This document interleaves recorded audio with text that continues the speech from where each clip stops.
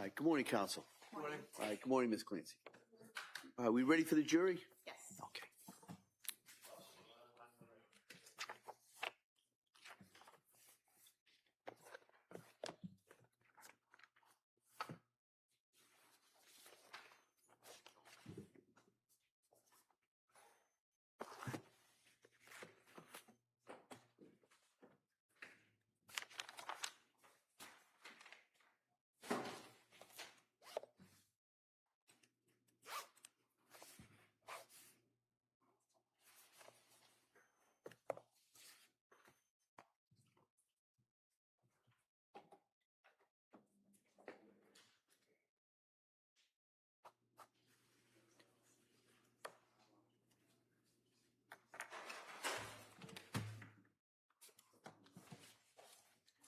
Court, all rise. Jurors enter.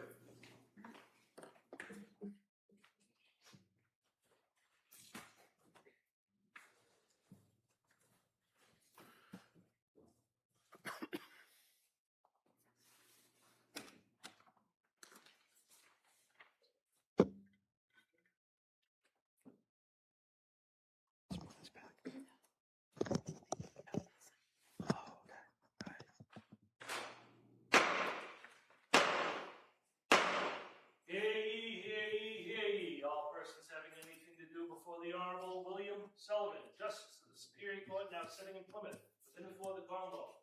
Draw near and give your attendance, and you shall be heard. God save the Commonwealth of Massachusetts. This court is now in session. Please be seated. Good morning, Your Honor. May I proceed? Yes, please. Your Honor, before the court today, we have the continuation of the jury trial in the matter of Commonwealth versus Lindsay Clancy. Ms. Clancy is present. She is represented by Attorney Kevin Reddington. The Commonwealth is represented by Assistant District Attorney Jennifer Sprague and Assistant District Attorney Shannon Buckingham. All right. Well, good morning, everyone. I hope everybody had a nice, restful evening last night.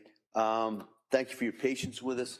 What I'm going to do is I'm going to ask you those questions to make sure everybody was able to follow my instructions. They're going to go over briefly our schedule for today and the schedule for tomorrow. All right, so let me get to those questions. The first question is, any member of the jury read, seen, or heard anything from any source that would affect your ability to be fair and impartial in this case? No. All right. Next question, is there any other serious matter of concern bearing on your service as a juror in this case that anybody needs to bring to my attention at this time? No. All right, good. Thank you for following those instructions.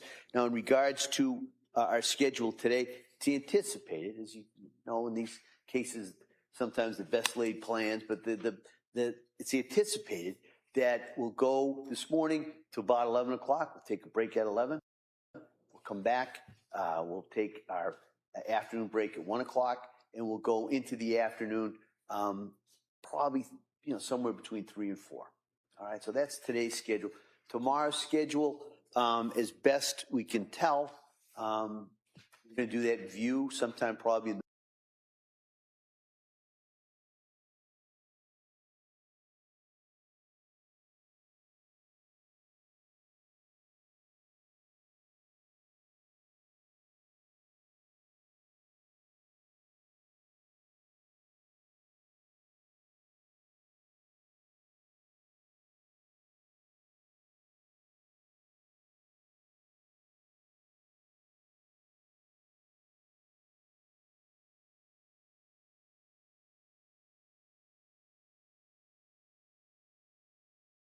and we're going to get out of the bus.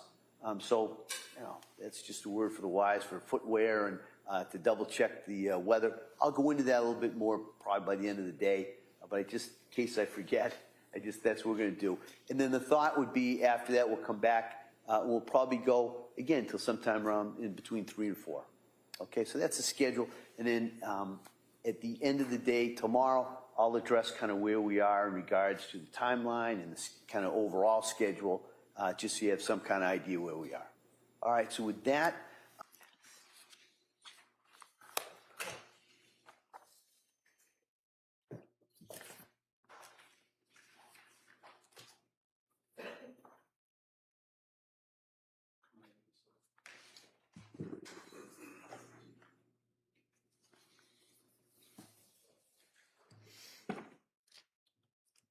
Come on.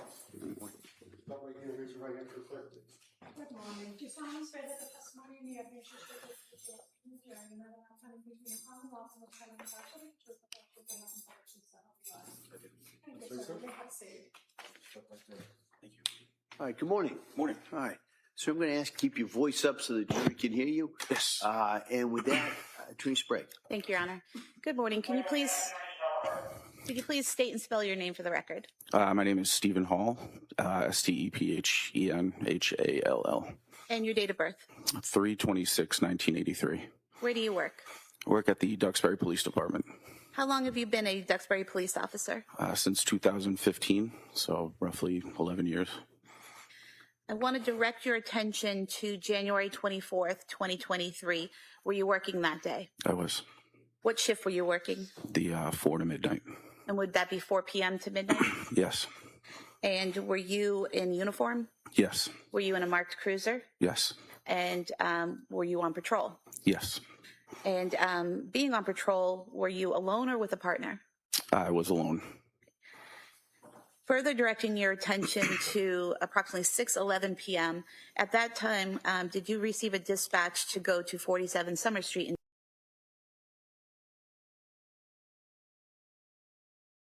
Duxbury? I did in Duxbury. And so how long did it take you to get from there to 47 Summer Street? 7 to 10 minutes. And did you go to 47 Summer Street? Yes. And what did you see when you arrived there? When I arrived, it was just a house. There was a gate open on the left side of the house.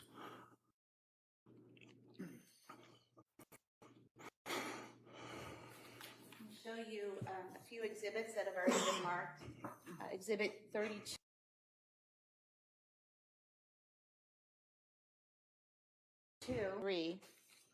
Is this the house you responded to? Yes. I'm showing you exhibit 34. Is that the left side of the house? It is. And exhibit 35 is the gate that you went in depicted in this exhibit. It is.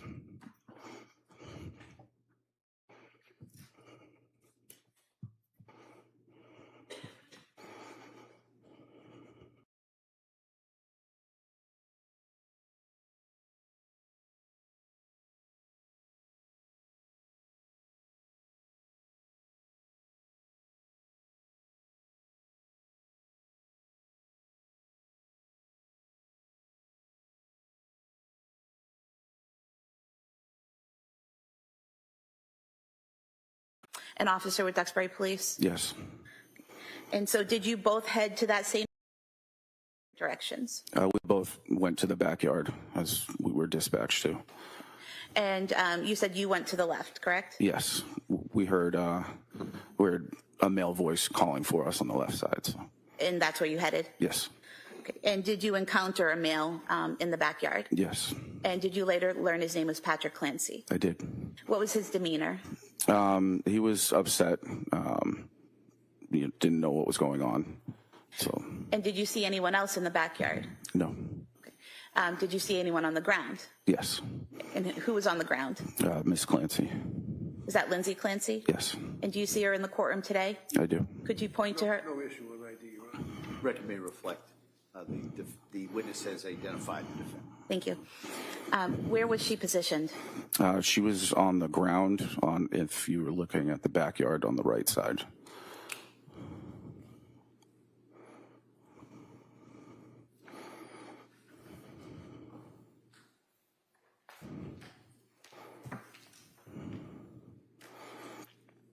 Showing you what's been previously marked as Exhibit 38.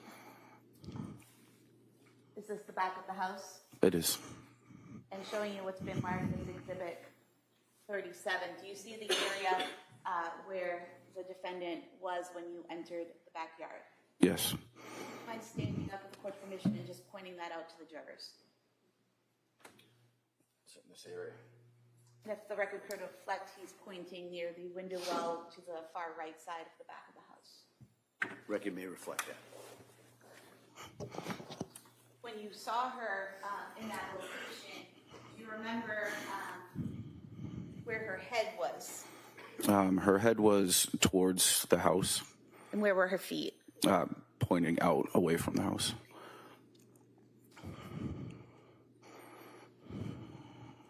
Are you trained in first aid as part of your job? Yes. And do you carry equipment with you in case you have to provide first aid to someone? Yes. When you saw the defendant on the ground, did you go to her and observe any injuries? She had cuts to both wrists and to the left side of her neck. The cuts to her wrists, were those actively bleeding when you saw them? No, they were not. When you saw the cuts to her neck, were those actively bleeding? No. Did you, based on your training and experience, feel the need to provide any medical care to those cuts or use any of the equipment you had to tend to those cuts? Not at that time. Was she conscious? Semi-conscious, in and out of consciousness. And what was she doing that gave you that indication? She would wake up and move around and then kind of just go still again. And when you say she would move around, what parts of her body was she moving? Just her head, really. Was she able to speak to you? She wasn't, no. Was she making any sounds? She was just, like, it sounded like she was in pain. So something like moaning or something like that? Yes. While you and Officer Josephine are there, do other first responders, such as firefighters, start to arrive? Yes, they started to arrive, and I went to the to gate to direct them where to go. And how did you know they had arrived? You could hear the sirens. So you heard the sirens and went to the gate to tell them to come to that side? Correct. While you were doing this, did Patrick Clancy stay with you? At one point, he went inside to say he was going to check on his children. And did you see what entrance he used to go into the house? He went towards the backslider.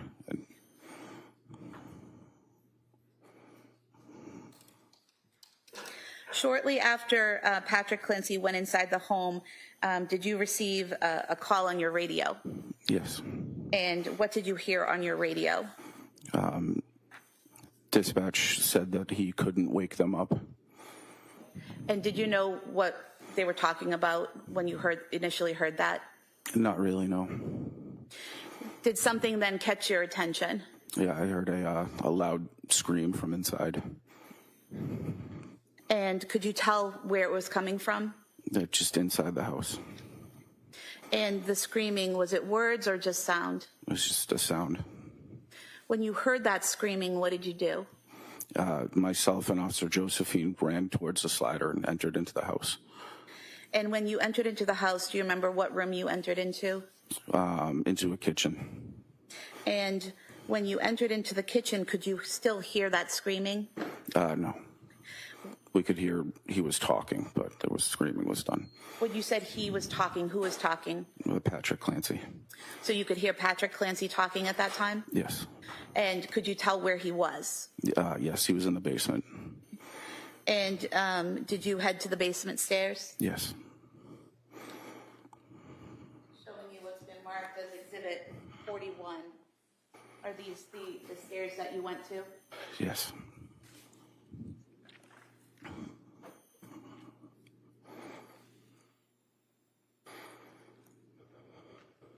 Did you go to the bottom of the stairs? I did.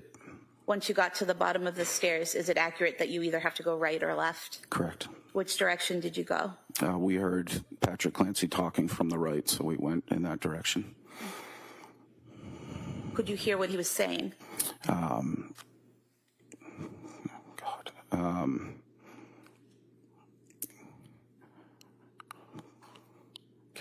Do you mind if I? You don't recall? Yes. I have no objection, Madam. We need to read further. I've never looked at this report. Do you recall him saying, I can't wake them up, I can't get them up? Yes. And do you remember his demeanor as he was saying that? He seemed very upset. What did you do in response to that? He came from a back room, so we ran into that back room.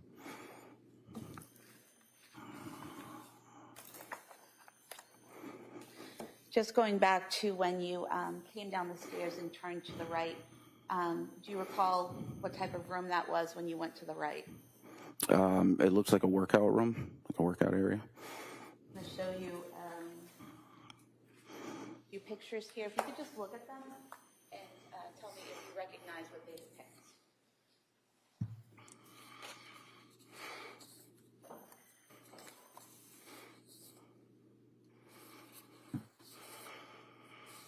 Yes.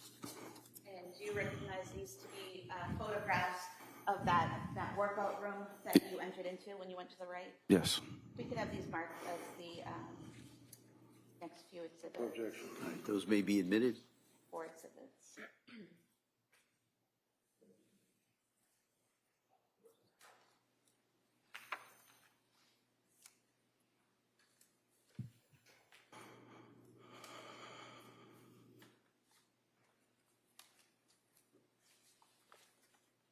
Exhibits 89 to 92.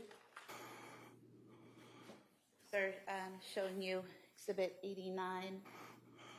Is that the view when you first come down the stairs and turn to the right? Yes. And then showing you exhibit 90. Are those exercise bands there tied to the closet door? Yes. 91, just a close-up of that, correct? Yes. And then 92, what are we seeing in this photograph, sir? That was the back room that he seemed to be coming from. That Patrick was coming from? Yes. You also looked at 2 photographs from that room. Are those fair and accurate depictions of how the room looked that day? Yes. We could have these marked as the next 2 exhibits, please. All right, they may be admitted.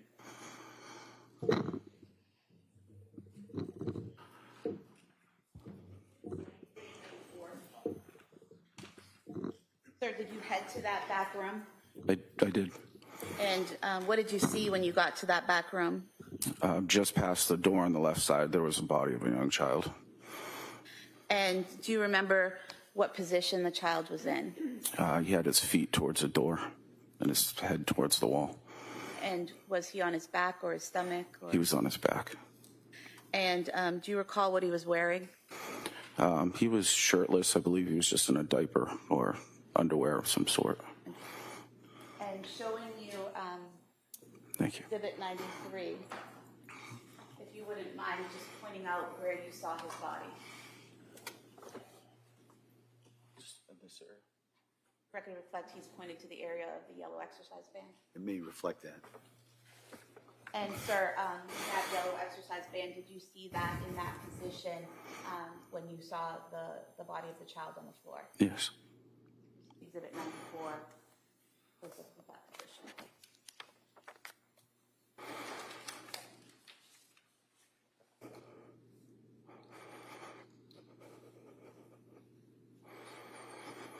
Sir, did you later learn that child's name was Dawson Clancy? I did. And can you describe his physical appearance when you saw him? He was discolored, like a bluish purple. Do you remember what his face and neck looked like? No.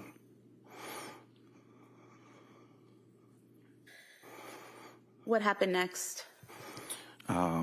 I called for paramedics to come to the basement. I also called for a supervisor, and Officer Josephine picked up the child, and we ran him outside through the front door to the ambulance. And did you do anything after that, after giving Dawson to EMTs? We ran back down into the basement to check to see if we could find other children. And what made you think there were other children to find? When Patrick Clancy said, well, I can't wake them up, instead of just a singular. And so when you went back inside, did you go back down the basement stairs? Correct. And this time, did you go to the left? Yes.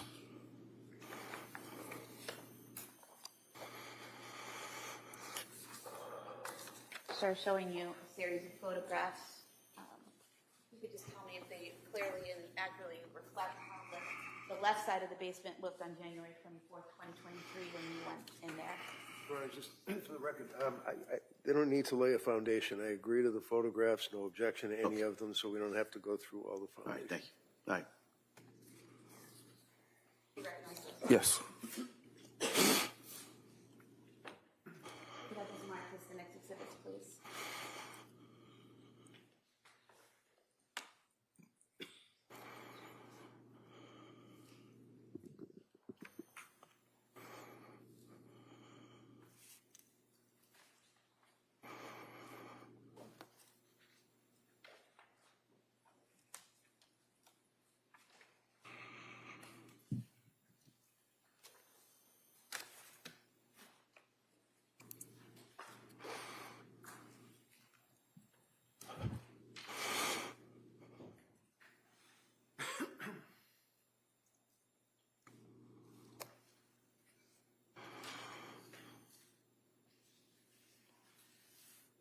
95 to 102. Mark. Thank you. Sure. Sir, showing you what's been marked as Exhibit 95.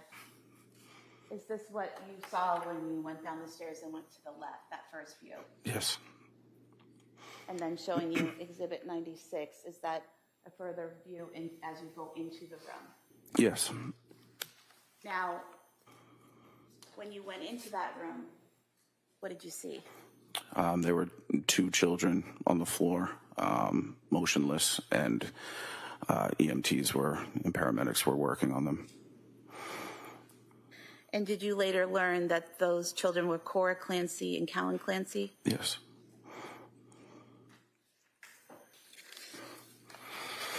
Did you do anything to assist the medics at that time? Excuse me. I asked if they needed any equipment. And did they ask you to get some equipment? They asked me to grab a heart monitor. And did you do that? I went and found the fire captain to ask where I could grab one, and he was pretty upset. So I ended up going back downstairs into the basement. At some point in time, actually, if I could show you Exhibit 96 again and just ask if you could just point to us where you saw each child. Okay.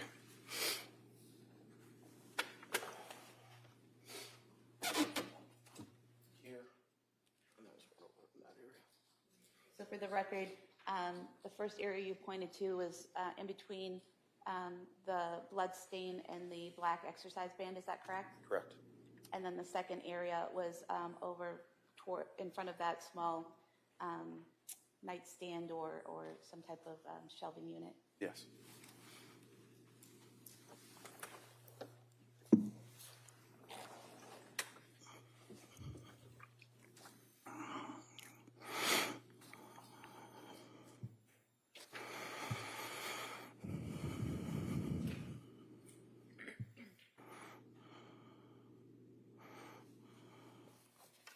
At some point in time, did you go back outside?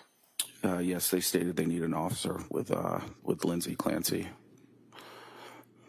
And I'm going to show you a photo here outside near that window well that's towards the right of the house. Is that where Lindsay Clancy was, where that medical debris is? Yes. And just showing you another photograph.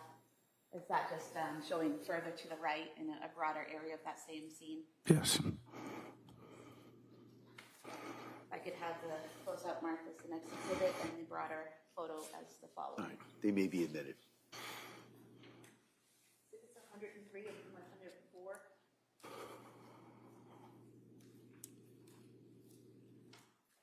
While you were out there with the defendant, were medical staff, paramedics treating her? Yes. And did you happen to look up? Yes, I did. What did you see when you looked up? There was an open window with blood marks around the window. And did you also see blood marks on the shingles below that window? I did. Showing you a photograph here. So up at the top, is this the open window you're referring to? Yes. Zooming in on the shingles here to the left and right, just below that window, are those the blood marks you're referring to? Yes. And here in this photograph, you had mentioned blood marks on the upper window. Is that what you're referring to? Yes.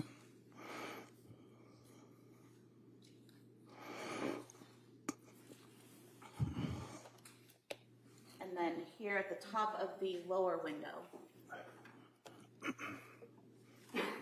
these marks here, are those the other blood marks that you saw? Yes.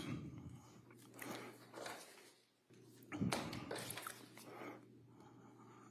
we could have these photos marked as the next exhibits. All right. They may be admitted.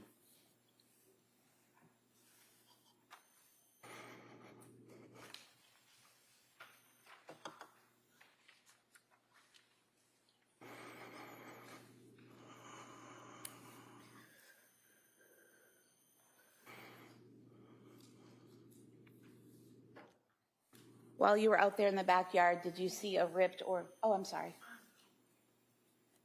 105 through 108. While you were outside, did you see any ripped or torn screens on the ground? No. What did you do next? I just went over to the paramedic, asked what I can help him with. He said she was good, but she kept taking her face mask off for oxygen, and so I just kept replacing it back onto her face. And when you say she, are you referring to Lindsay Clancy? Yes. And did you then help them get the stretcher to the ambulance? Yes. I have nothing further. All right. Reddington?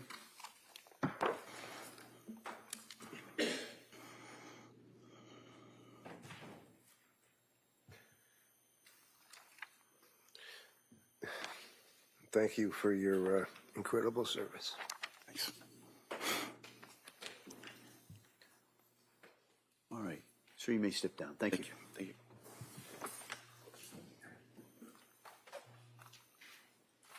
All right, Attorney Sprague? Commonwealth calls Officer Brian Josephine.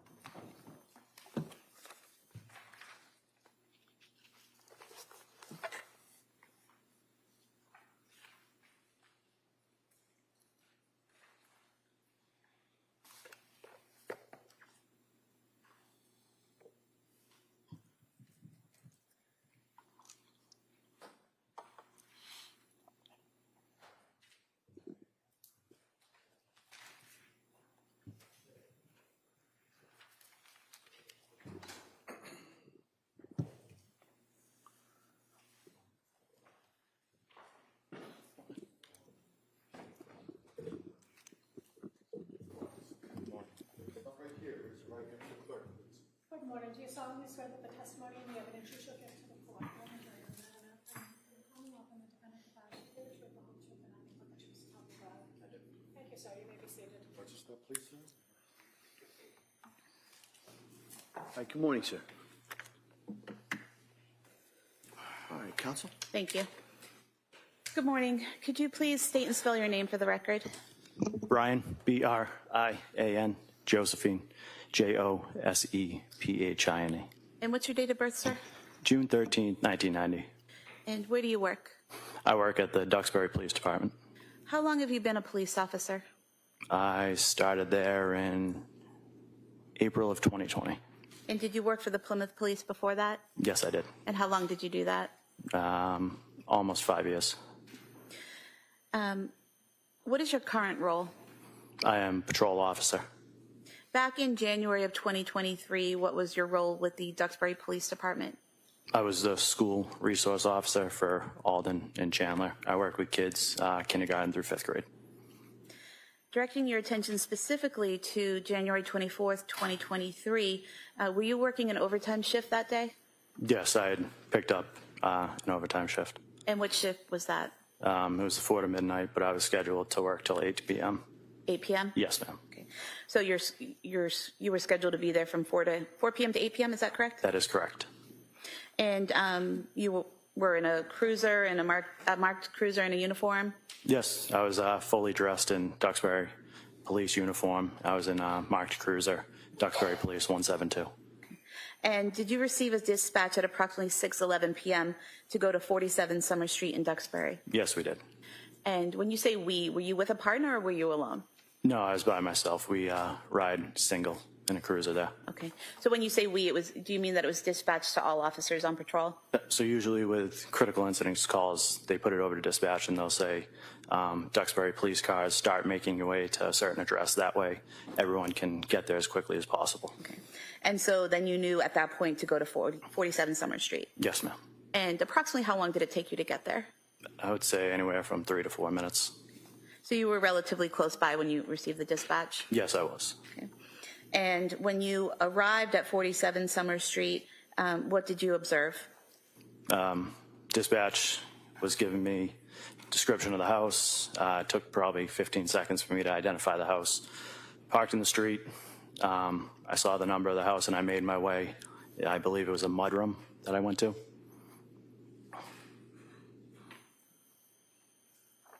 Showing you Exhibit 33. When you say the mudroom that you went to, did you actually go inside the house or did you go to the door to the mudroom? I went to the door to the mudroom to check if that was unlocked so I could make my way to the back of the house. And is that door depicted in this photograph? Yes, it is. And is it the door to the left of the garage? Yes, it is. And was the door locked or unlocked? It was locked at that time. So what did you do next? I radioed dispatch just for confirmation of where that party we were trying to get to was located. They told me it was around back of the house, so I tried to make my way that way. And when you went to the back of the house, how did you get there? Well, referring back to the picture where the car was parked, I went to the right side, and I went around the garage. There was a fence, and I went over the fence, I believe. So showing you Exhibit 33, again, you went by these cars and around the house to the right. Yes, that's correct.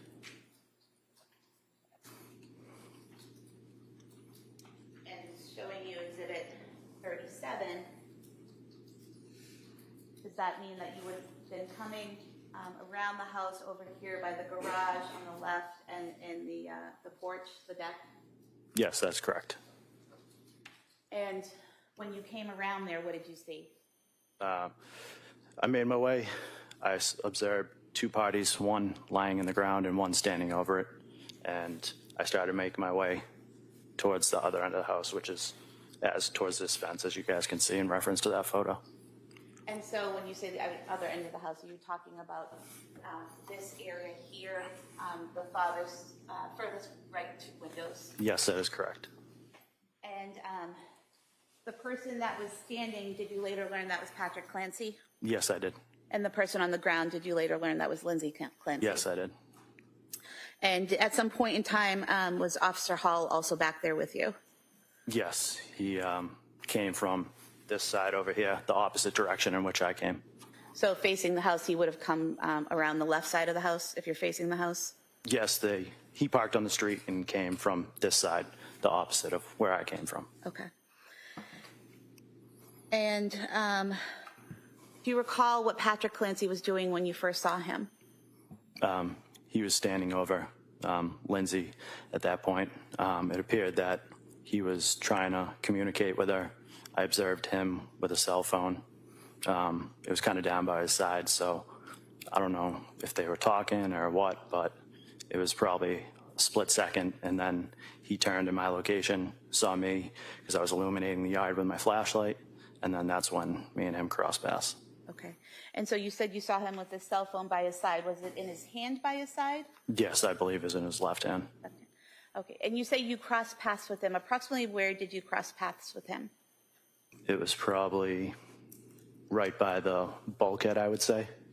And so in the photograph to the right of the deck is the bulkhead, is that correct? That is correct.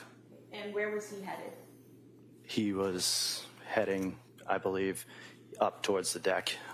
Yeah, obviously I didn't know it at that time, but he was just walking past me pretty fast in an abrupt manner. So. And did he say anything to you as he passed? No, he did not. And after you crossed paths with Patrick, where did you go? I went to the female party. And did you speak to her? I attempted to. And what did you say? I just was trying to get basic information, where she was hurt, where she needed attention, anything I could do to kind of help her until fire arrived. And did she respond to your questions? She mumbled, and it wasn't a definitive answer. Did you observe any injuries? Yes, she was laying on the ground. There was cuts to her right wrist, I believe, and to the right side of her neck. And were those cuts actively bleeding at that time? They were bleeding, but not profusely. Did you, are you trained in first aid? Yes. Did you feel the need to put pressure on those wounds immediately? No. we also carry medical equipment such as tourniquet, gauze, stuff like that. And I believe due to circumstances that I didn't need to utilize those tools. And the tourniquet that you carry, is that in case someone has some type of cut where an artery has been damaged or cut? Yes, it is. Okay. And you're trained to recognize when it's something serious like an artery spraying blood everywhere versus a cut that doesn't need a tourniquet? Yes, we are. Okay. And you didn't see the need for a tourniquet? I did not know.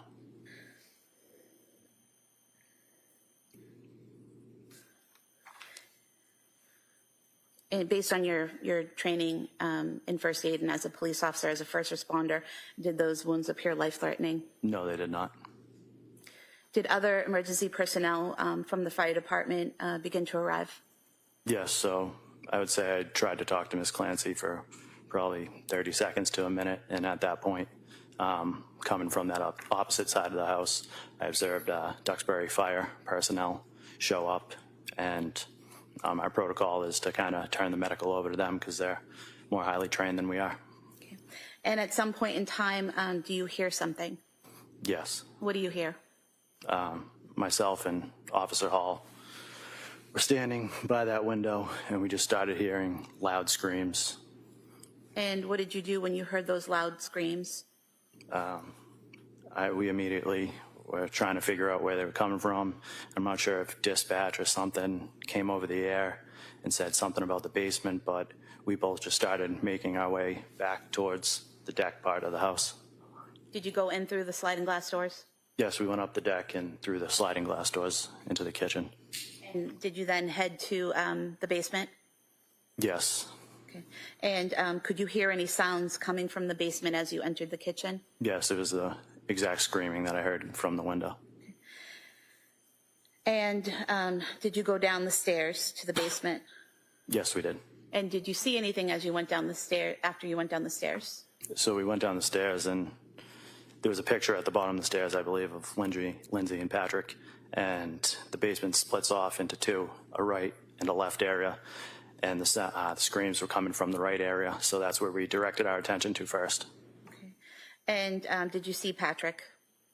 Yes. That right side opens up, and it's like 2 rooms, I believe. So we went into the first room, which was kind of dark, and there was some cluttered stuff around, and Patrick was in that back room at the time.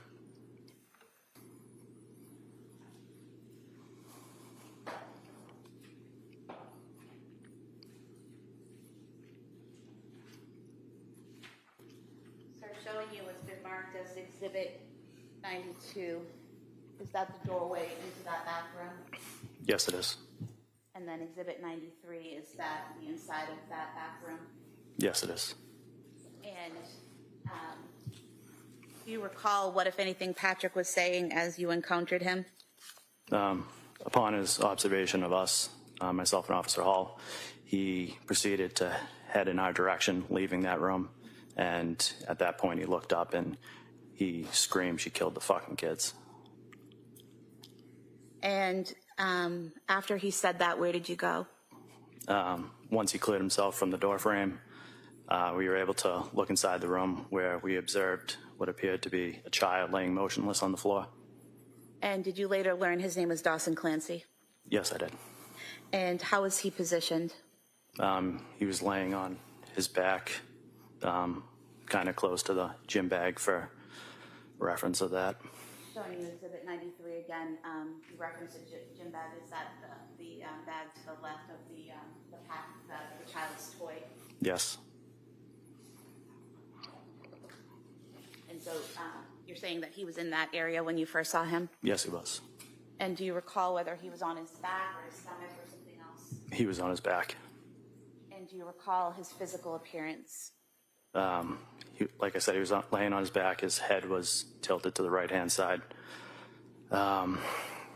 Looked at him kind of in the face area once we got closer, and his face was white, gray, lips were blue, eyes were bloodshot, looked like blood vessels were popped in his eyes.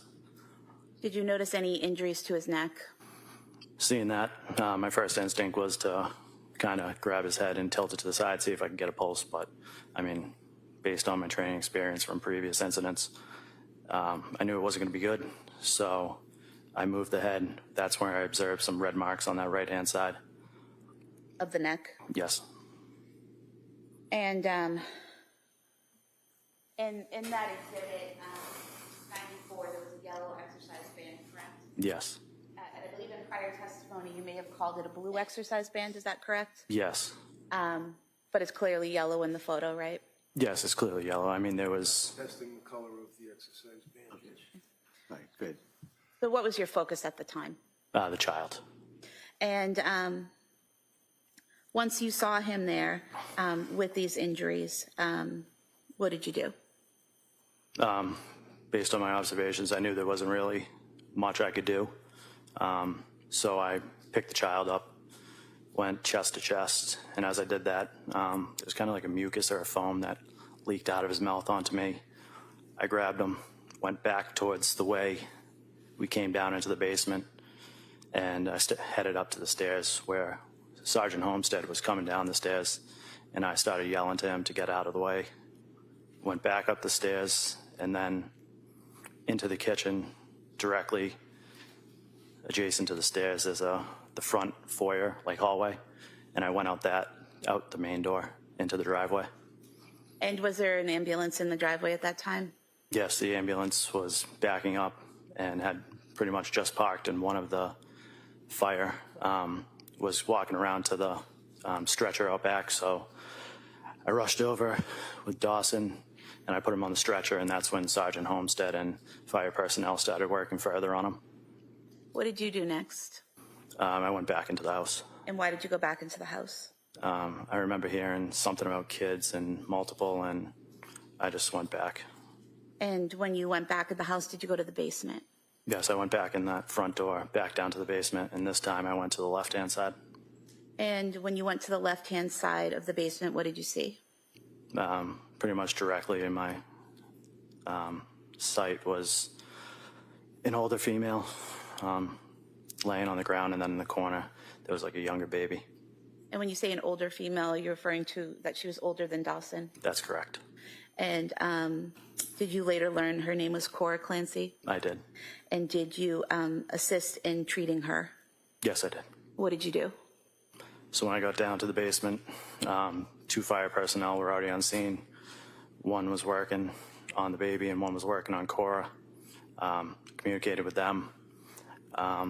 We worked together, and I took over doing chest compressions of Cora. And were you able to see any injuries on Cora at that time? Yes.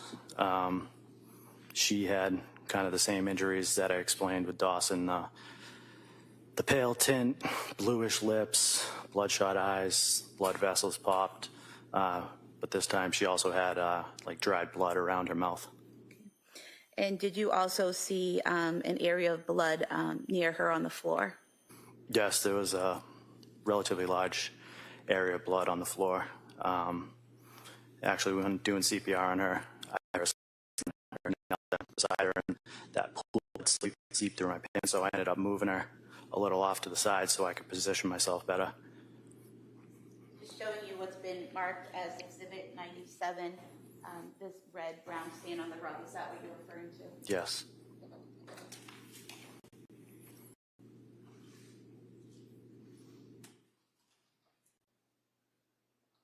While you were doing chest compressions on Cora, what was the firefighter doing? The one that had previously been attending to Cora then went to the child that was in the corner. And eventually, was Cora put on a stretcher and brought out? Yes, eventually. I think the baby was brought out first, because I think they mentioned at some point they might have found like a faint pulse or something like that. So they got him out first, and then we were able to get Cora up.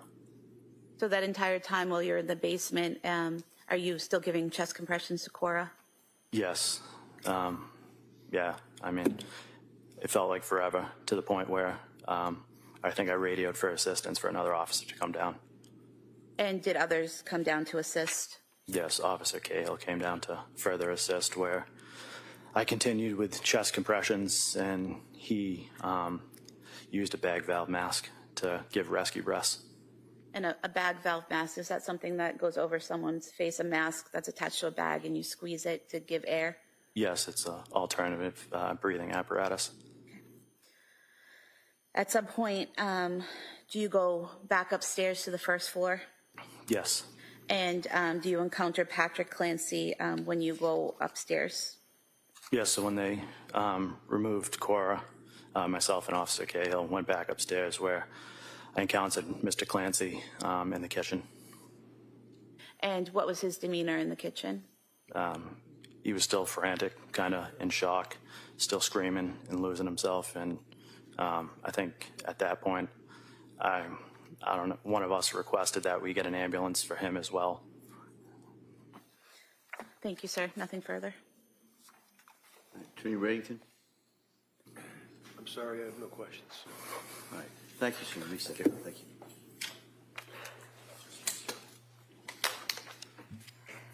Someone calls PJ Hussey. Your Honor, at this point, I'm objecting, renewing my objection that I filed on the repetitious nature. All right, if I can see it, sidebar.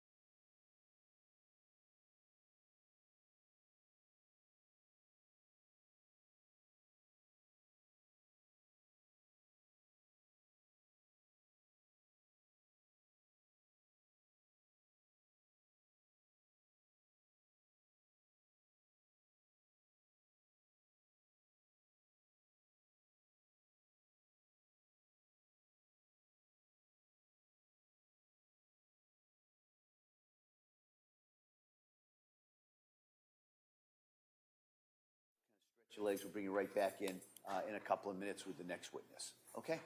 Court, all rise. Jurors, close your notebooks, please.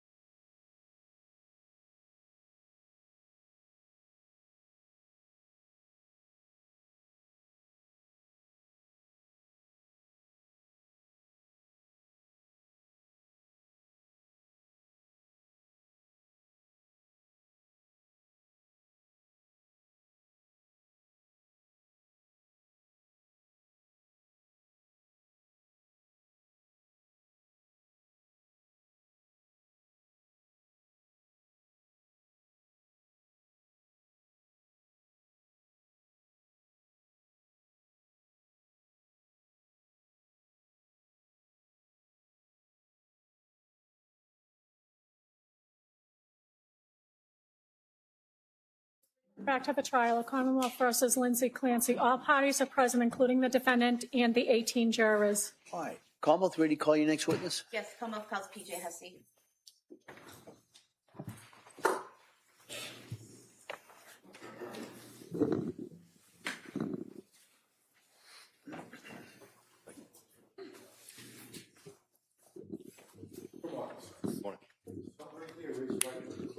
Good morning. Do you solemnly swear that the testimony and the evidence you shall give to the court and the jury, no matter how cutting between the Commonwealth and the defendant, shall be the truth, the whole truth, and nothing but the truth? Thank you, sir. Have a seat. Watch your step, please. All right. Good morning, sir. Good morning. If I may. Yes, please. Thank you. Good morning. Could you please state and spell your name for the record? PJ Hussey, Hussey, And your date of birth? 5/5/1963. Where do you work? Duxbury Fire Department, And how long have you been a firefighter? 32 years. Are you also a paramedic? Yes. What's the difference between an EMT and a paramedic? Paramedic has advanced life-saving skills, intubation, and medicine we can use on the patients.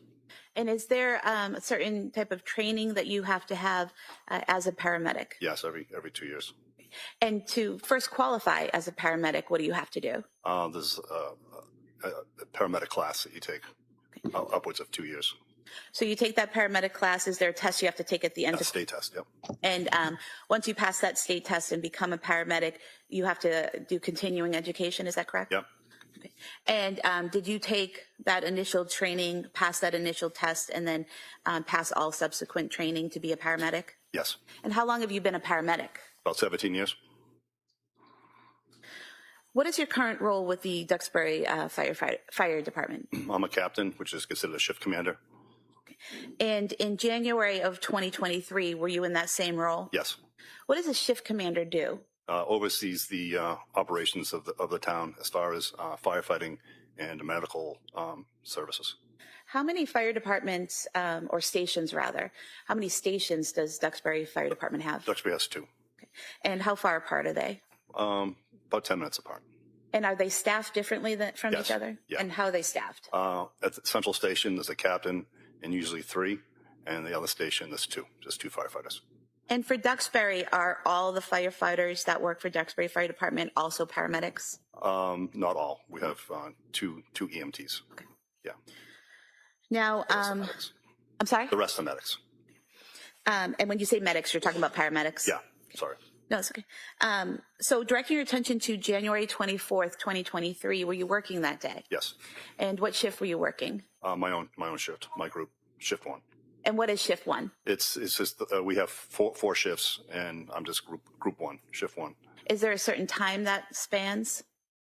Time of day? No, 24-hour shifts, 8 o'clock in the morning to 8 o'clock the next morning. Okay, so you were working 8 o'clock in the morning on January 24th? Yes. And your shift would end 8 o'clock in the morning on January 25th? Correct. Okay. And were you working in that capacity as a shift commander on the 24th? Yes. Now, do you recall a call coming in shortly after 6 p.m. Dispatching you to 47 Summer Street in Duxbury? Yes. And did you respond to that scene? We did. And how many vehicles and personnel responded? My car, the shift commander car, ambulance 1, and engine number 2. And what was the personnel in each of those vehicles? Not names necessarily, but how many people? We put, usually it's 2 in the ambulance, but because of the severity of the call when it first came in, we put 3 people in the ambulance, a driver plus 2 medics in the ambulance, and then 2 firefighter medics in the engine from the other station. Okay, so that would be 6 people in total? 6 total. Okay. Yeah. And did you have anyone from the second station respond initially? We all came at the same time. We all got dispatched at the same time. So would that have been 6 people total from both stations or 6 people from the central station? 6 people total from both. And when you arrived on scene, what did you see upon arrival? There's a couple of police cruisers that were there already, just beat us in. And then we had to go up back to where the patient was located. Okay. And when you refer to the patient that was out back, was that Lindsay Clancy? Yes. And did you head to the backyard? Yes, And did you see her on the ground? I did. And were you personally treating her, or was it the other paramedics that The were other doing? paramedics were treating her. Okay. And what were you doing? Just supervising the call, just make sure things are handled appropriately as a shift commander.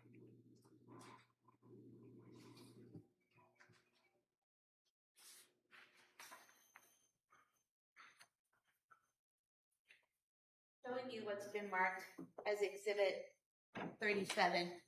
Do you see the area where you were in the backyard that night on the screen? Yes.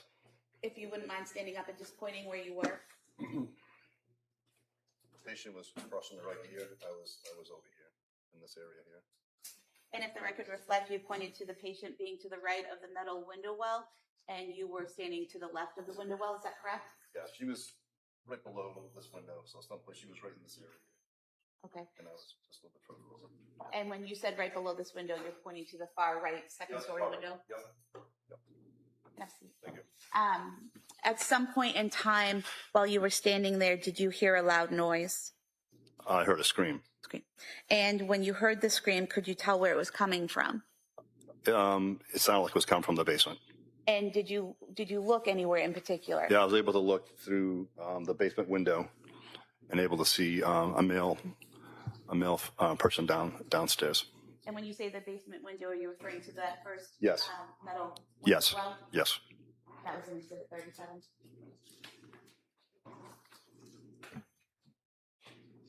Just showing you,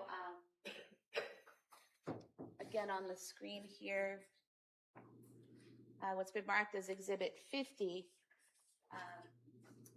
This window here on the right, does that fairly represent the window that you looked through and could see down into that Yes. basement office? Yeah.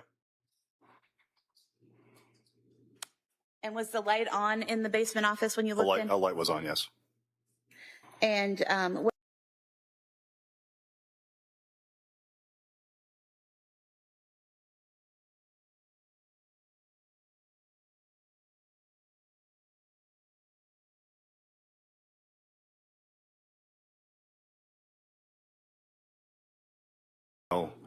Older male gentleman, now knowing it was Patrick Clancy, unwrapping something from a child's head. And when you saw the male unwrapping something, can you demonstrate the motion that they were doing? Yeah, the child was on the ground. The head was towards the window, so the head was towards the back of the house, and he picked the child up, and he was in a circular motion, taking something off the head, around the neck. And could you see the child's face? Yes. And what observations did you make of the child's face? The head was blue. And did you later learn that child was Dawson Clancy? Yes. At that point, what did you do? Because of the severity of Miss Clancy on the ground, and now we have another patient, I put a all call in, which is a recall of Duxbury personnel, all Duxbury personnel, if they're available, to come back to the town to help out. For when I need help on the scene, and I also need help in the town to cover the town while I'm busy at this scene. And I also requested a mutual aid ambulance to respond to the scene.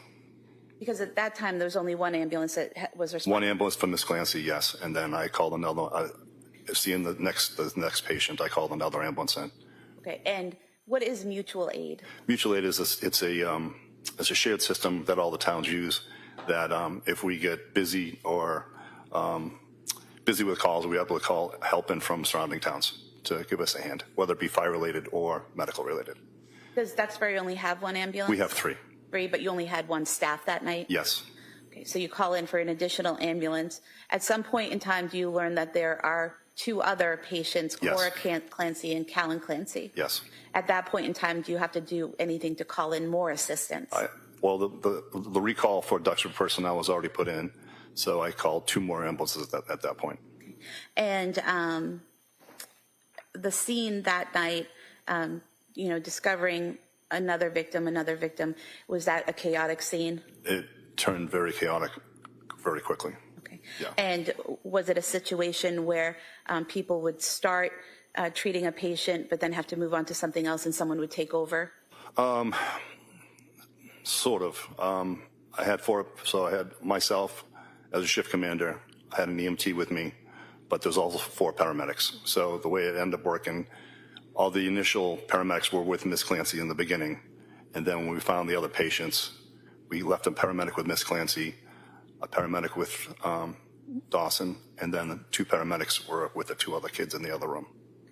And did someone eventually also have to be with Patrick Clancy? Eventually, yes. Yeah, but at the time, there was nobody with him in the beginning. I have nothing further. Thank you. Okay. All right, counsel? No questions. Thank you, sir. All right, thank you, sir. Thank you.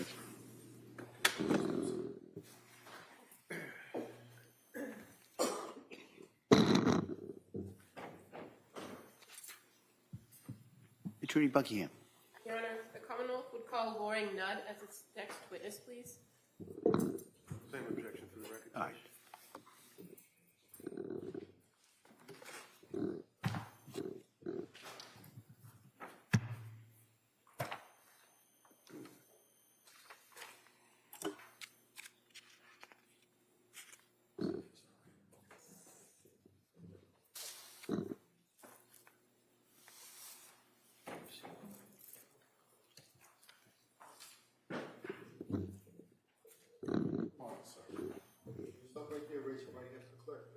Good morning. Do you solemnly swear that the testimony and the evidence you should give to the court and the jury in the matter coming between the Commonwealth and the defendant shall be the truth, the whole truth, and nothing but the truth, so help you God?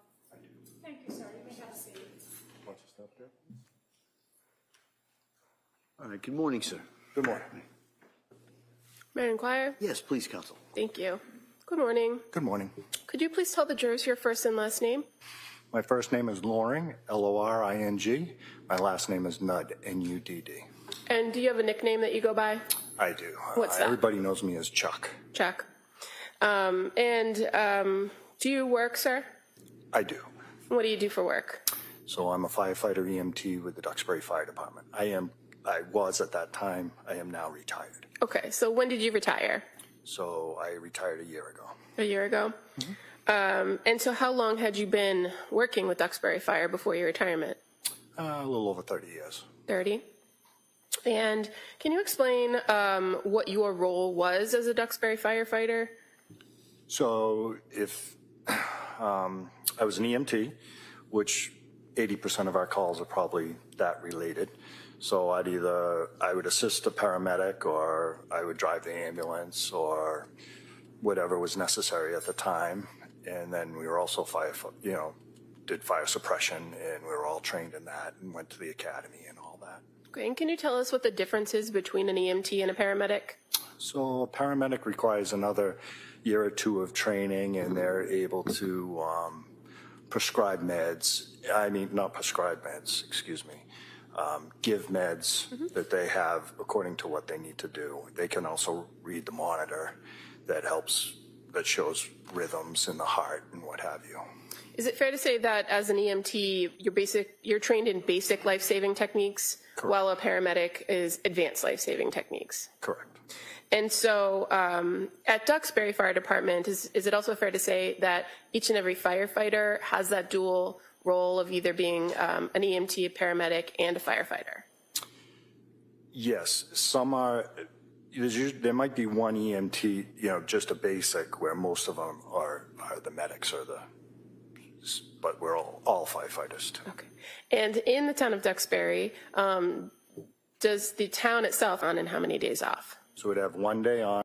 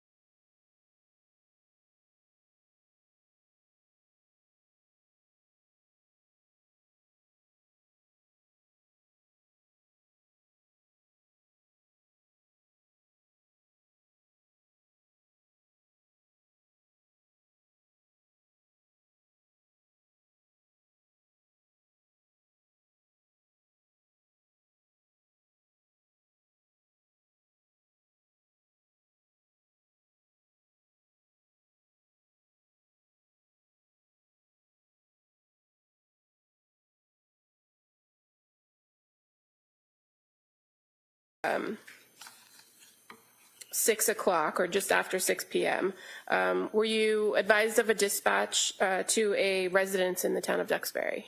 Yes. And where was that dispatch going to take you? So it was going to take us to Summer Street.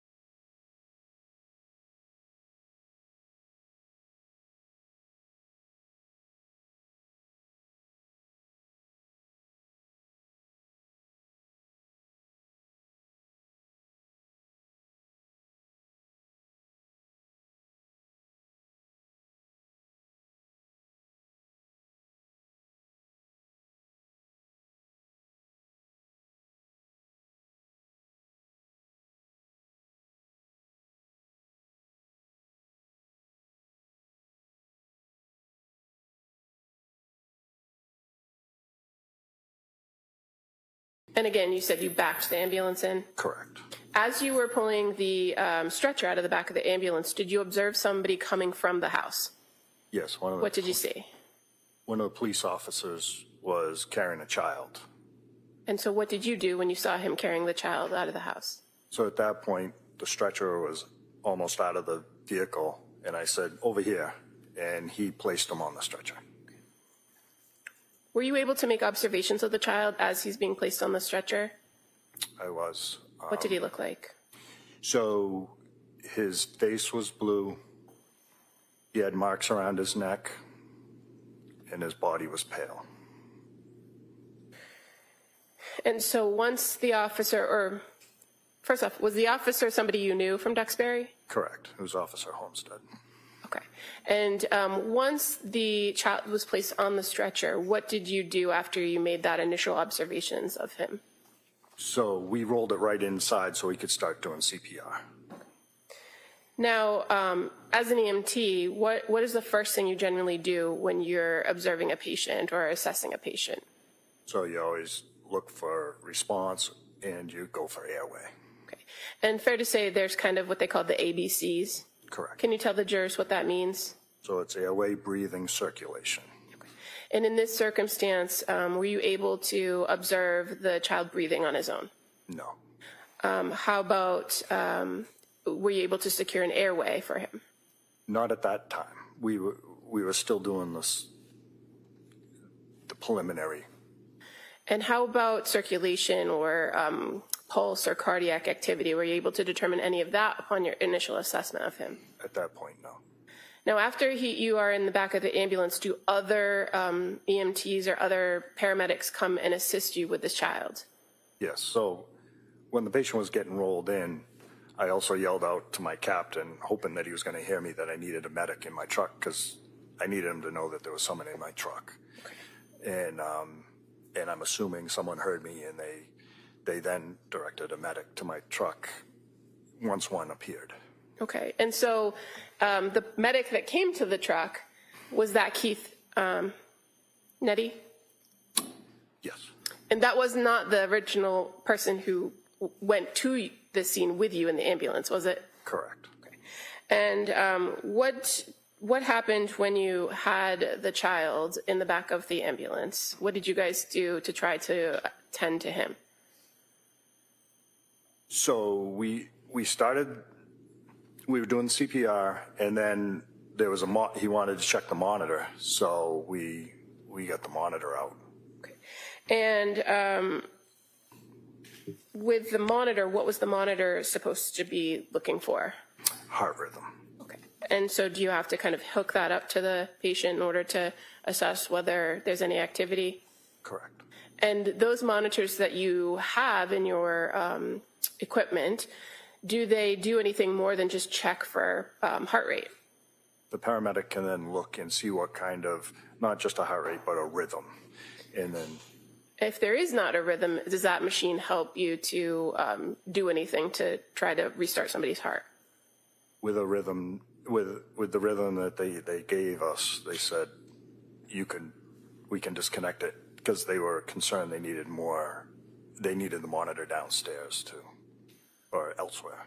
And is it fair to say that at that point you're assisting the paramedic with their assessment and running that equipment and checking the monitor? No, I'll allow it, but let's kind of move on. I'm sorry. That's okay. Re-ask that. Are you assisting the paramedic at that point to treat the child in the ambulance? At some point, do you leave the ambulance? I do. And where do you go after you leave the ambulance? I bring the monitor down to the basement. Are the other paramedics and the other responders still working on the child? Correct. And to be when you're in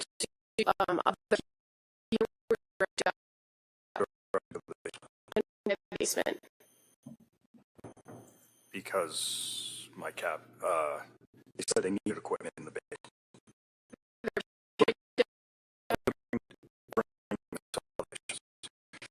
So when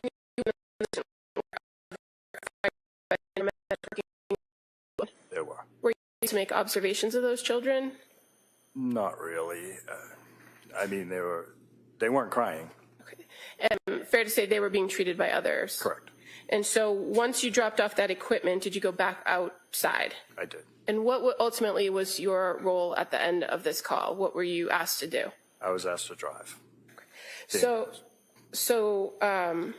the ambulance that responded from Duxbury, that's ambulance number 1? Correct. Ambulance 1. Did you drive that ambulance to a hospital?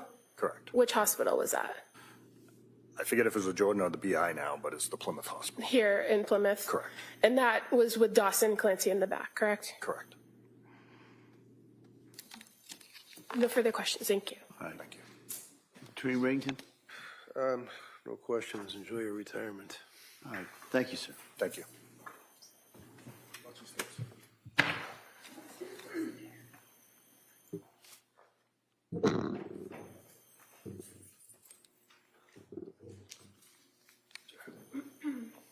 Attorney Buckingham? Thank you. The Commonwealth will call Keith Nettie as its next witness, please.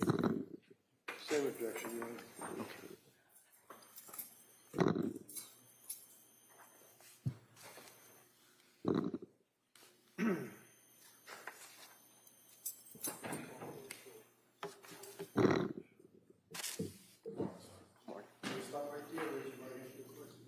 Good morning. Do solemnly swear that the testimony in the evidence you shall give to the court and the jury, no matter now coming between the Commonwealth and the defendant, impartially and truthfully. Thank you, sir. You may have a seat. Watch your step, please. All right. Good morning, sir. Good morning. All right, counsel. Thank you. Good morning. Good morning. Could you please tell the jurors your first and last name, please? First name is Keith. Last name is Nette, N-E-T-T-E. And where do you work, sir? I work for the Duxbury Fire Department. How long have you been with the Duxbury Fire Department? About 17 years. And currently working for the Duxbury Fire Department, what is your role? What do you do there? Right now, I'm a captain, shift commander. Okay. And are you a firefighter as well as a trained paramedic? Yes. At Duxbury Fire, you all work 24-hour shifts? Correct. If I draw your attention to January 24th, 2023, do you recall working a 24-hour shift that day? I was at home. Okay. And so what was the shift that you were working that week, if you remember? I believe I worked maybe 2 days prior. I don't really remember. Okay. So you were on a day off? Yes, correct. And how was it that you ended up being involved in the call at 47 Summer Street on January 24th? We were recalled from via a pager and a text message that there was an incident going on and that we were to respond. So can you explain to us how that works? So a tone goes off through dispatch that sends off a pager at our houses that alerts us. Then we also get text messages about the incident and then respond either to the station or to the scene, whichever they request. As a Duxbury firefighter, are part of your responsibilities to respond to these recalls? Yes. Is it a voluntary thing? Yes. So if you were indisposed or unavailable when a call went out or tone went out, would you be expected to respond to the scene? No. But in this case, on January 24th, just after 6 p.m., you heard that call go out, correct? Correct. And so then what did you do when you heard the call? I drove to the scene in my personal truck. When you got to the scene, what did you see? I saw police and fire vehicles, and then I walked up the driveway and walked into the back of the ambulance. Now, when you arrived and saw police, so that was Duxbury Police? Correct. And the fire personnel that was on scene, who was on scene, if you remember? I only saw 2 people on scene initially. That was Kevin Heath and Sergeant Homestead. Okay. And Sergeant Homestead is a Duxbury officer? Correct. Now, was there a Duxbury ambulance in the driveway when you pulled up? Yes. And before even getting past that ambulance, were you asked to assist? Yes. What did you see when you came to the back of that ambulance? I saw an officer, Sergeant Homestead, and Kevin Heath doing CPR on a child. Had you seen how the child ended up in the ambulance, or did you come after? I came after. Did you then help take over with treating that child in the back of the ambulance? Yes. What was your initial observation of the patient? What did he look like? Blue, white, non-responsive, not breathing, no pulse. And this particular patient, did you come to learn him to be the child named Dawson Clancy? Yes. And he was approximately 3 years old? Yes. What kind of treatment did you and the paramedic Heath offer to Dawson in the back of the ambulance? What did you do? We tried to start an IV, but then we also started an IO, which is kind of like an IV. Tried intubation, which is an advanced airway, medications, and continued CPR. So an IV, that's just putting a needle into somebody and trying to pump fluids in medicine, correct? Correct. Tell us what an IO is. An IO is interosseous, which is basically into the bone marrow on the lower leg. So what do you do to try to enter an IO? Usually we have a drill, but we had a manual one instead. So what do you do with the manual drill to enter the IO? You just twist, and then it goes into the bone. And what bone do you attempt to do this in? And were you able to enter that IO into Dawson? Yes. What is the purpose of the IO versus the IV? If the patient has difficult access, which pediatrics do. And in this circumstance, what kinds of medication were you trying to deliver through the IO to Dawson? Epinephrine. What's the purpose of epinephrine? Basically kind of helps to restart the heart. And at this point, he had no heart activity. Correct. You also mentioned attempts to intubate. Can you tell us what that means? So intubation is an advanced airway where you put a tube into the airway to secure it to deliver high flow oxygen. Were you able to intubate Dawson? Yes, Kevin Heath did. And what do you do when you enter the tool to intubate? You go into the mouth and you do a motion of pulling up to see the vocal cords so you can pass the tube through. And what do you attach to the tube to try to increase the breath? Oxygen and BVM, which is basically you're squeezing a bag. So BVM would stand for bag valve mask? Correct. While you were treating Dawson and doing the airway, intubating him, giving him the medicines, were you able to observe anything about the area of his neck? Yes. What did you observe about his neck? Dark red marks around his neck.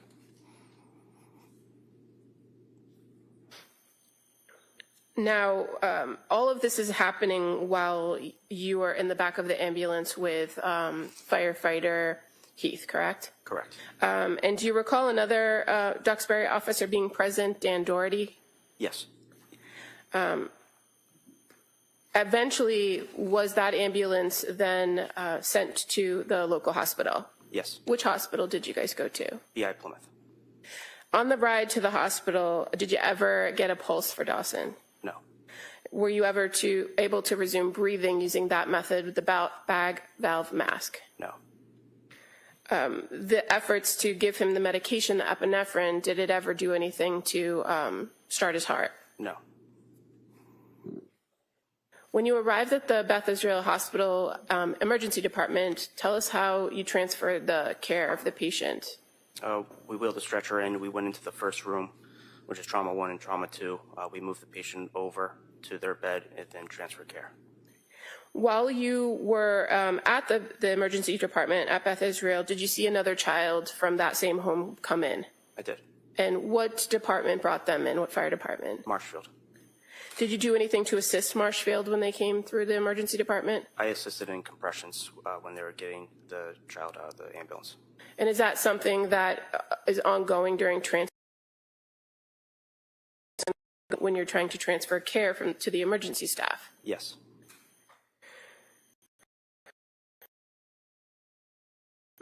Being the father of the children at the emergency department that evening when you were there? I did. And you came in the pediatric Clancy? Correct. Of him at the Sad,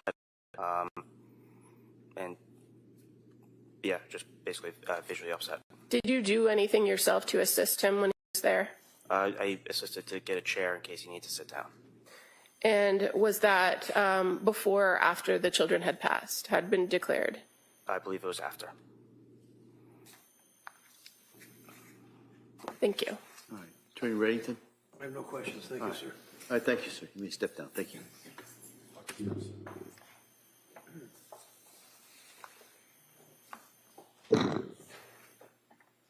The Commonwealth would call Patrick Dwyer as its next witness.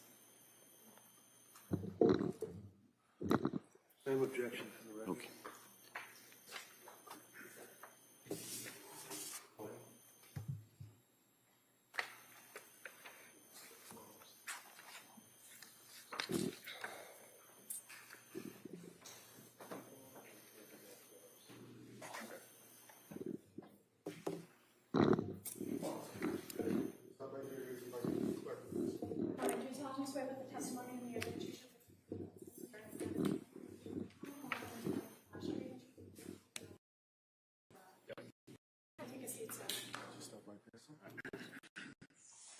All right, good morning, sir. Morning. All right. Yes, counsel. Thank you. Good morning. Morning. Could you please tell the jury your first and last name? Patrick Dwyer, Can you please spell your last name for the record? D-W-Y-E-R. And how are you employed, sir? I'm a firefighter paramedic at the Duxbury Fire Department. And in what capacity are you a firefighter or paramedic? Do you have any supervisory roles? No, I'm not a supervisor at the department. Now, in your role as a firefighter and a paramedic, did you receive training for those roles? Yes. And how long have you worked for the Duxbury Fire Department? It's in my 8th year right now. I'm going to draw your attention to January 24th of 2023. Do you recall working that day? Yes. Were you on a 24-hour shift? Yes. And so that would be an 8 a.m. to 8 a.m., correct? Correct. At approximately 6 o'clock or just after 6 p.m., were you dispatched to 47 Summer Street? Yes. What was your assignment that day on shift? I was working on the engine out of our Station 2. Where is Station 2 located in the town of Duxbury? On Franklin Street. When the dispatch came in to 47 Summer Street, do you know approximately how long it took you to get from Station 2 to the location? A few minutes. Who was working with you at Station 2 that day? Jennifer Stratton. What were each of your designated roles? I believe Jen was driving the engine, and I was in the officer's seat. Now, at Station 2 in Duxbury, is it normal for just two of you to be on shifts at that station at any given time? Yes, correct. And fair to say there are other firefighters and paramedics that are on staff at the central station, correct? Correct. And in this dispatch, you at Station 2 on the engine were dispatched to 47 Summer Street, correct? That's correct. When you received the dispatch, did you have any information that there had been children involved? No, we did not. When you got to the scene, what did you see? When we got there, it was dark out. We started walking towards the house, and the other firefighters were there before us. Then we were directed to go to the basement.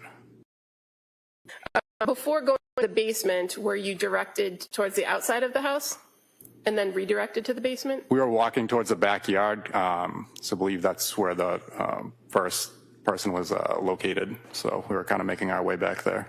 So I'm just going to show you what's been previously marked as exhibit number 34. Can you see it on the screen next to you? Yes. And so would this be 47 Summer Street? Yes. And fair to say you were on your way to the backyard on the left side when you were redirected? Yes. Did you ever make it into the backyard? We went through the backyard to go into the residence. But you were directed to the basement to testify? Yes. If you could take a look at that screen again, I'm going to show you what's been marked as exhibit 38. Can you see over here sliding glass doors? Yes. Is that where you entered the house? Yes. You indicated that you also went to the basement, correct? Correct. When you got into the house and went down into the basement, which side did you go to at the bottom of the stairs, the right or the left? We went down to the left. What did you observe when you went down into the basement? We saw two children on the ground and the father sitting on the couch next to them. So again, just going to show you what's been previously marked as exhibit 95. Is that fair to be the left side? Yes. Basement? And exhibit 96. Where did you see the father? He was sitting on a couch or something in the area. Not sure exactly which one. Did you also observe the children on the floor? Yes. How many children? 2. What did you do when you observed the children? We started CPR. They were in cardiac arrest. Okay, and so which child did you work on? The 5-year-old girl. Okay. Where was she located? On the floor in that room. So as far as looking at exhibit number 96, does that depict the area, general area where you saw the 5-year-old child? Yes. Where did you treat her? Where did you see her? Right in that area. I can't remember exactly where it was. Okay. In this photograph of exhibit number 96, do you see a lot of equipment? Yes. And I'm just going to show you Exhibit 101 too, with some more equipment. Do you see all that equipment there? Yes. Is that equipment that was used to treat the 5-year-old child? Yes. Did you learn her name to later be Cora Clancy? Yes. While you were assisting or working with Cora, what was Jen Stratton doing, your partner? She was with the other child. Do you recall where the other child was in relation to Cora? They're kind of right next to each other.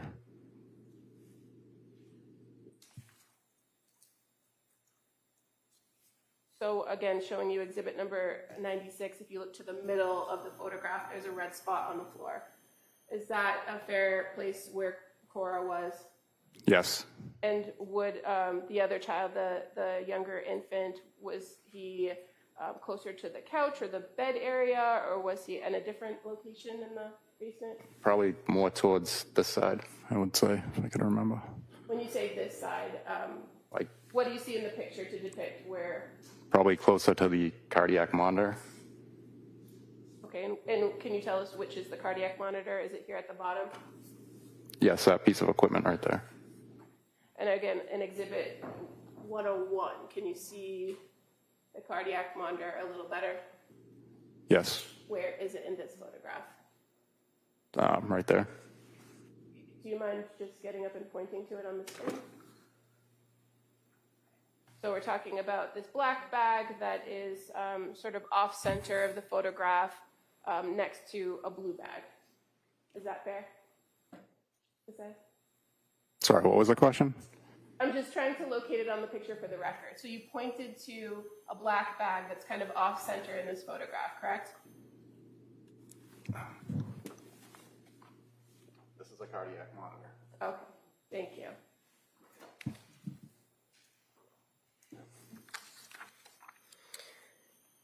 When you started to treat Cora, what were your observations of her when you came upon her? I noticed she kind of looked like she had some burst blood vessels around her eyes. Did you make any observations of the color of her skin? It was kind of pale, bluish. When you approach the patient, what's the first thing that you do to assess them? I check for breathing, check for a pulse. Did she have a pulse? No. Was she breathing? No. And when you're doing those things, are you able to make observations of the area around their face, like their nose and their mouth? Yes. In this circumstance with Cora, did you notice anything around her mouth? Around her mouth? Not that I can recall.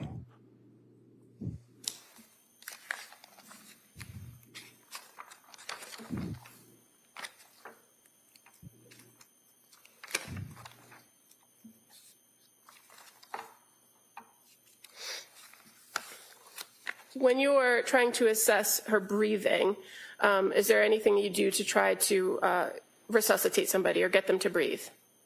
Yes, we would use a bag valve mask to help them breathe. Did you do that for Cora? Eventually, when we got the equipment down there, yes. And were you able to use that device and get her to breathe on her own? No. And while you're utilizing that bag valve mask, fair to say you're in close contact and making observations of the patient's face and mouth, correct? Yes. And you indicated that you're not sure if you recalled seeing anything around her mouth? Nothing particularly that I can think of. Okay. If I may approach. Yeah.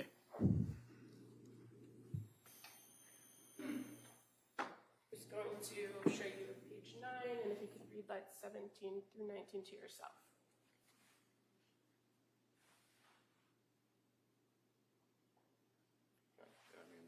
Does that refresh your memory? Yes. What did you observe in or around Cora's mouth? That she did have some blood in her mouth. Did eventually other emergency staff come down and help you with rendering aid on Cora? Yes. And fair to say, one of the things that you do is maintain compressions and CPR. Yes. And can you do that by yourself, or do you often have to have somebody help? Well, we usually have multiple people working. And in this circumstance, with the treatment of Cora, other people came in and helped you with those things? Yes. Were you eventually able to prepare her to leave the basement area? Yes, once we get more first responders down there. And fair to say there was first responders from other departments that came and helped prepare to bring Cora out of the basement, correct? Yes. Do you recall how she left the basement? We took her out of the basement on a backboard up the bulkhead stairs. And the firefighters that were assisting putting her on the backboard, do you remember where they were from, what town? Marshfield. When Cora was placed into an ambulance, do you remember what ambulance she was placed into? Marshfield ambulance. Did you continue to help assist them when she was put in the ambulance? Yes, I went to the hospital with them. And do you remember who the firefighters were that were from Marshfield that were helping you?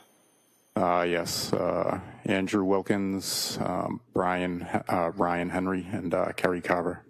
And fair to say Andrew and Ryan were in the back of the ambulance with you, correct? Yes. And Kerry was driving? I believe she was in the back also. Okay. At some point, somebody hopped in the front seat and drove? Yes. And when you got to the hospital, which hospital did you transport to? Beth Israel, Plymouth. Were efforts continued to be made in that transport from Duxbury to Beth Israel in Plymouth? Yes. While inside of the ambulance, did you try to use one of those cardiac machines to shock or defibrillate Cora? Yes. Was there any result for that? We shocked once but did not regain pulses. And when you got to the hospital, did you transfer care to the emergency staff at Beth Israel? Yes. And did you do anything further on the care and treatment of Cora? Not once we transferred care, no.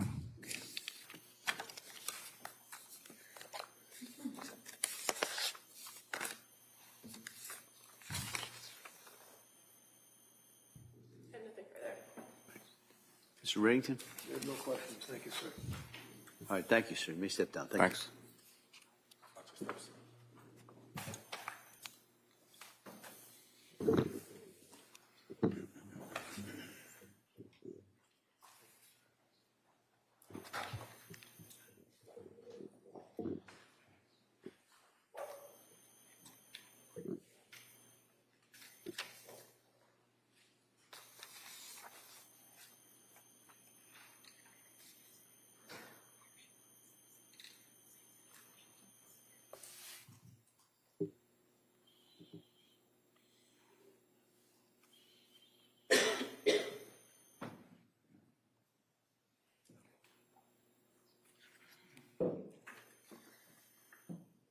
Attorney Sprague? Commonwealth calls Jennifer Stratton.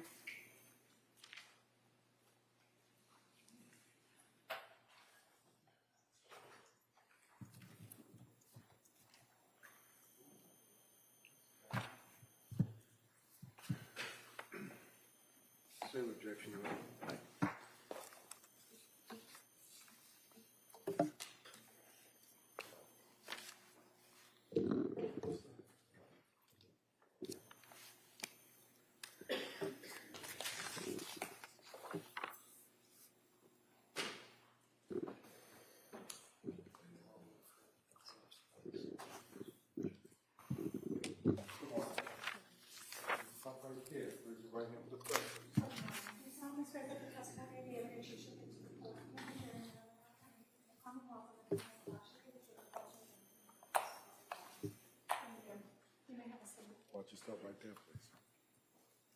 Hey, good morning. Hi. I'm going to ask you to keep your voice up so the jury can hear you, okay? Okay. Great, thank you. Yeah, Attorney Sprague. Thank you. Good morning. Can you please state and spell your name for the record? Yes, Jennifer Stratton, JenniferStratton. And your date of birth? July 11th, 1986. Where do you work? Duxbury Fire Department. And how long have you been a Duxbury firefighter? 12 years.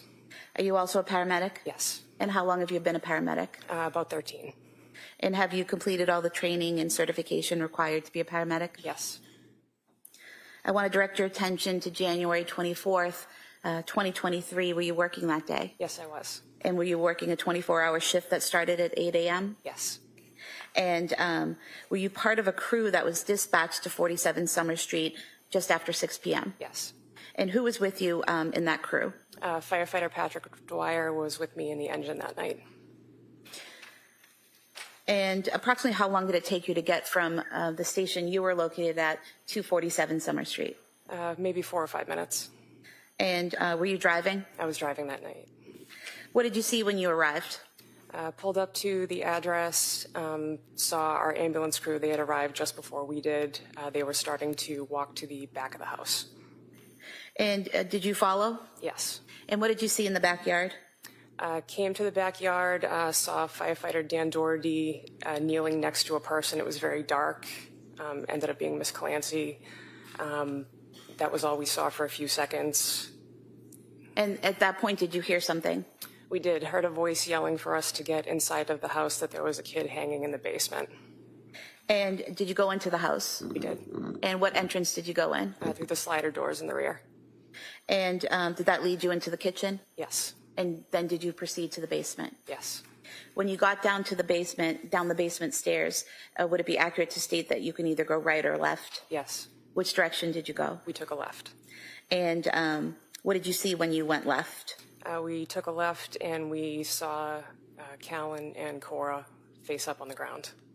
And when you saw them, what did you do? I immediately jumped on the radio to ask for 2 additional ambulances, that we needed more help, and Patrick ran to Cora and I went to Callan. And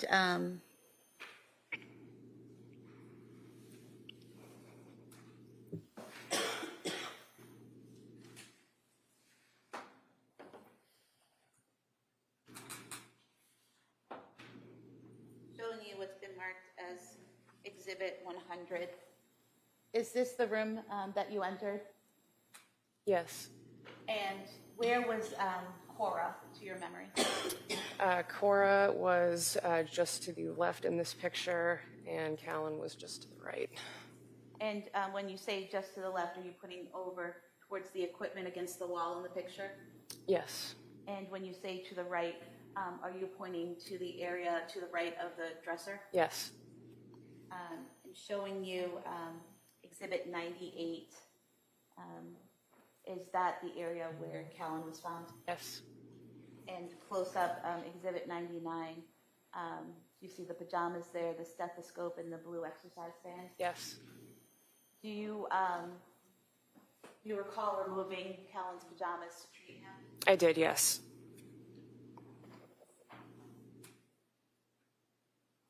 So when you went over to Callan, you remove his clothing. What do you do after that? I didn't remove his entire onesie right away. Made sure that checked him for a pulse. He did not have one. Immediately started chest compressions on him.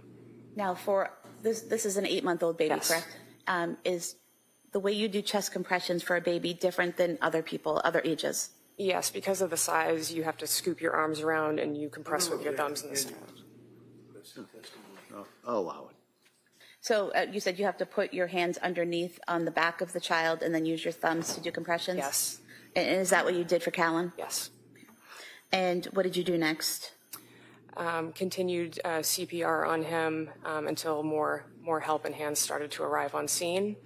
We had an off-duty firefighter, Tom Brandt, come in, and he started to assist me. He took over compressions briefly while more help started to arrive. When Brandt took over chest compressions, what did you do? At that point, someone had brought down a bag valve mask to help us deliver oxygen to the child, and we started delivering oxygen to the child. And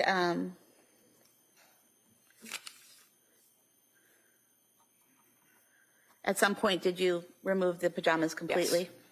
Yes. And when you removed the pajamas completely, was that so someone could attempt to get IO access through the baby's legs? And was that successful? That was not successful, no. Is that difficult to do with a child that age? It's a little more difficult. It's a less frequent practice skill, but. Were multiple attempts made to get the IV access into the bone in Callan's leg? I attempted once, and another provider attempted a second time. I don't remember who that was. And neither attempt was successful? What did you do next? Oh, what was your answer? For which I'm sorry. part? Was either attempt successful? No. What did you do next? Eventually, Kingston Fire arrived on scene to provide the ambulance for transport for Callan. I don't know how long we were in the basement for, but we did make the decision eventually it was time to get moving to the truck and start going to the hospital. While you were working on Callan, did you notice any injuries on him? Yes, he had deep strangulation marks around the entire circumference of his neck. And throughout the entire time that you're in the basement, are chest compressions being done, and you're trying to assist him with breathing? Yes. Did he, in the home, ever regain a pulse or the ability to breathe? No, he did not. Was he eventually taken to the ambulance? Yes. And how was he removed from the basement and brought to the ambulance? I scooped him up in my arms and carried him outside to the truck. And did you go with him in that transport to the hospital? Yes. And at any point in time, did he regain the ability to breathe or heartbeat during that transport? No, he did not. Was care transferred to medical staff at Beth Israel Deaconess Plymouth? Yes, they were. Nothing further, thank you. Mr. Reddington? You may step down. Thank you.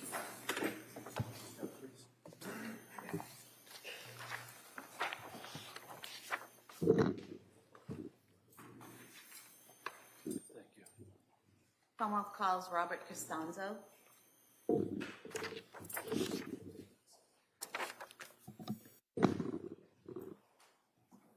We approach the sidebar, please. Sure, yeah.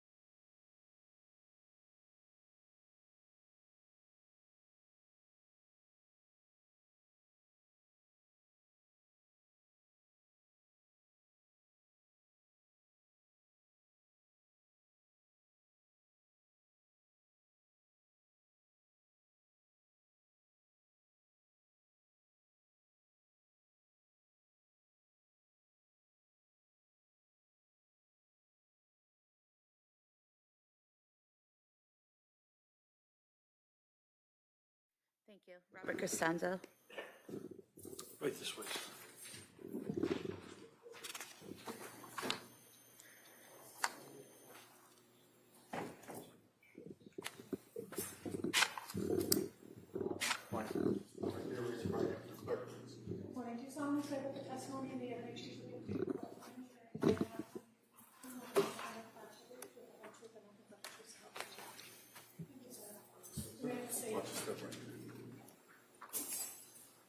right, good morning, sir. Morning. If I may? Yes, please. Thank you. Good morning. Can you please state and spell your name for the record? It's Robert Costanzo, Costanzo, And your date of birth, please. 4/24/1985. Where do you work? Pembroke Fire Department. And how long have you been a Pembroke firefighter? I've been there since 2011. And are you also a paramedic? I am. How long have you been a paramedic? I've been with Pembroke since 2011, and I started in EMS in 2006. And have you done all the training and certification required to be a paramedic? Yes. I want to direct your attention to January 24th, 2023. Were you working that day? Yes, I was. And were you working an overtime shift that day? Yes. What was your role on that shift? I was assigned to the ambulance. And at some point after 6 p.m. that day, was there a call put out by Duxbury Fire Department for mutual aid? Yes. And being members of the Pembroke Fire Department, did you respond to that request for mutual aid? Yes, we did. Who responded? It was me and my partner, Who was your partner? Dan Smith.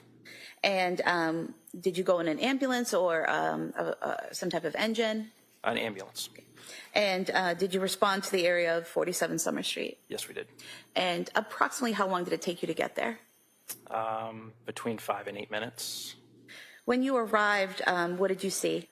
There were multiple pieces of equipment, other ambulances, police cars. When you arrived, were you directed to the backyard? Yes. And did you see a patient there in the backyard? Yes, we did. And where was she located? She was on the ground with a Duxbury firefighter. She was already C-spined on a longboard with a collar. She was unresponsive but breathing on the ground. And did you learn her name was Lindsay Clancy? Yes. And when you say she was already on a board with a C-spine, what type of equipment are we talking about? And if you could just explain to the jurors. So it's just a long flat board that we use to secure people when there's possible spinal injury. And she already had the collar on her neck. They had already started treatment prior to our arrival. So they had her all secured to the long backboard with the collar applied. And did you notice anything about her wrists at that time? Yes, her wrists were bandaged previously, assuming some kind of injury. There was no active bleeding or anything through the bandage. It was just, but her wrists were bandaged. Was it white bandaging? Yes. And so nothing was seeping through to your eye? Did you see anything on her neck area? She had some superficial lacerations that we could see around the collar, but we don't typically remove equipment after it's already been placed. So I didn't investigate any further than that. There was no active bleeding that I could see, so we just left it alone. So there was, even with the collar, there was nothing, no blood flowing out of the collar or pooling around her or anything like that? Correct. Was she breathing? She was. Was she responsive? No. Was she making any noise at all? She was moaning and groaning, but no words, no verbal response. Did you bring her to your ambulance? Yes, we did. And when you got to the ambulance, what was your role? I was the tech in charge, so we did as much of an assessment as we could without removing her from the board to look for any further injuries.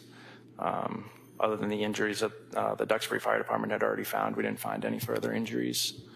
And then we continued with treatment, vital signs, and such.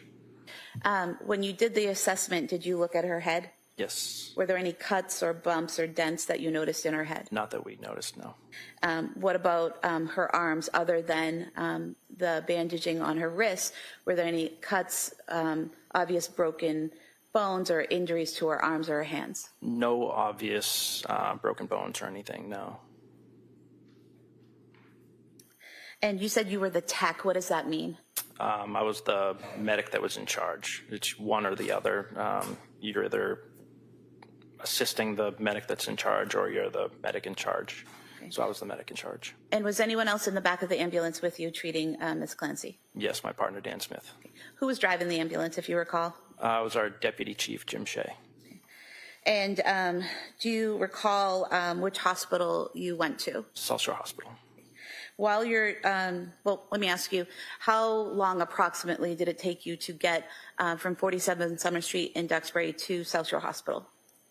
It's typically about from Pembroke, it would be about 15 minutes, so it would be a little bit longer than that. I'm not sure the exact time, so probably maybe 18 minutes. Okay. And while you're in that transport, in the back of the ambulance, after you've done this examination of Lindsay Clancy to see if there are any other injuries, what do you do next?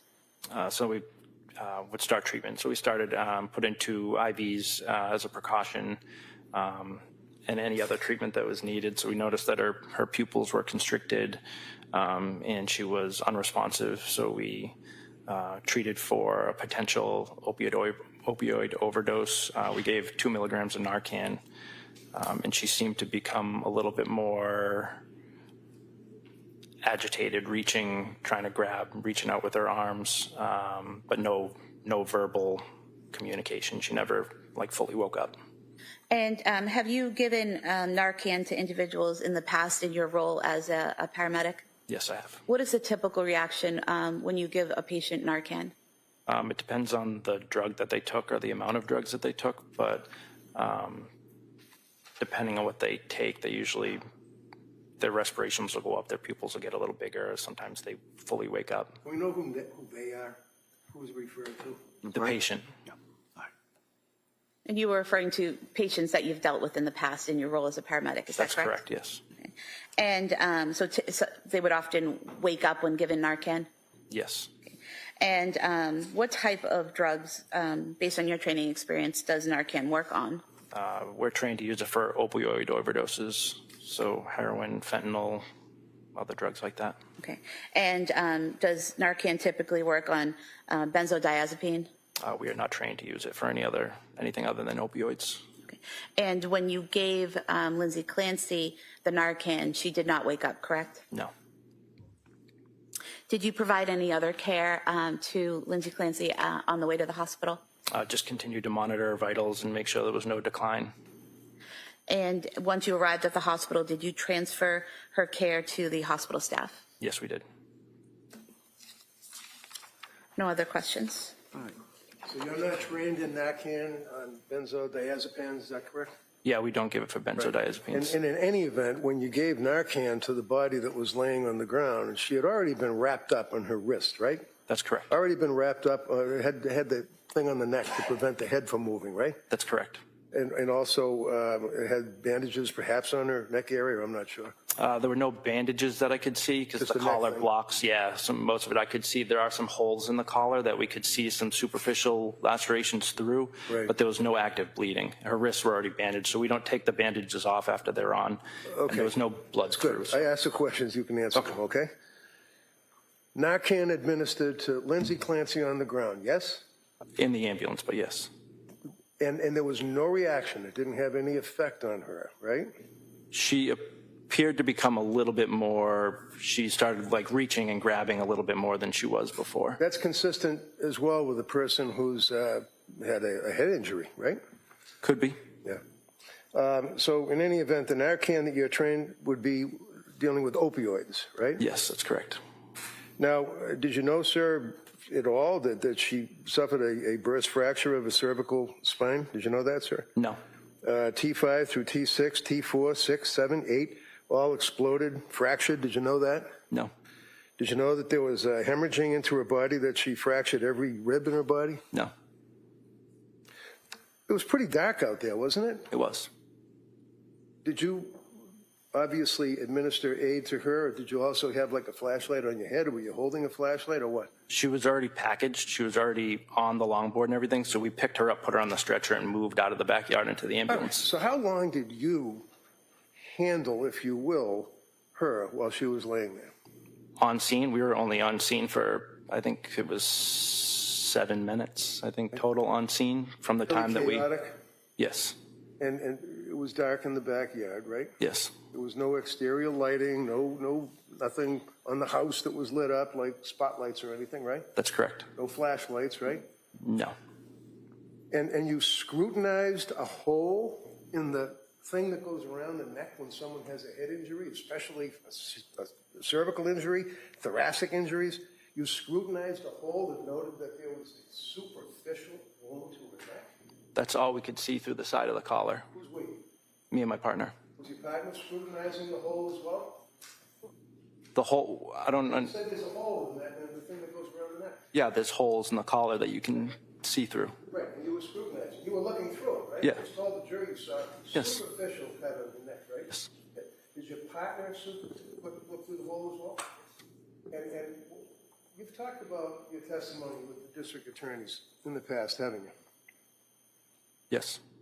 One of the things that they asked you is whether or not it appeared as though the injuries to her neck or wrist were superficial. Isn't that right? Yes. And other than looking through the little hole in the thing around her neck in the dark, you didn't see her neck after that was removed, did you? No. That's all you have. Commonwealth, redirect. Sir, after the 7 minutes that you were in the dark backyard, you were then in an ambulance for 18 minutes with the patient, correct? That's correct. And there's lighting in the ambulance, correct? There is. And during those 18 minutes in the well-lit ambulance, did you ever see blood seeping through the bandages on her wrists? No. During those 18 minutes in the well-lit ambulance, did you ever see blood pooling around her neck or flowing from the neck? No. Thank you. All right. Anything further? No. Okay. Thank you, sir. You may sit down. Thank you.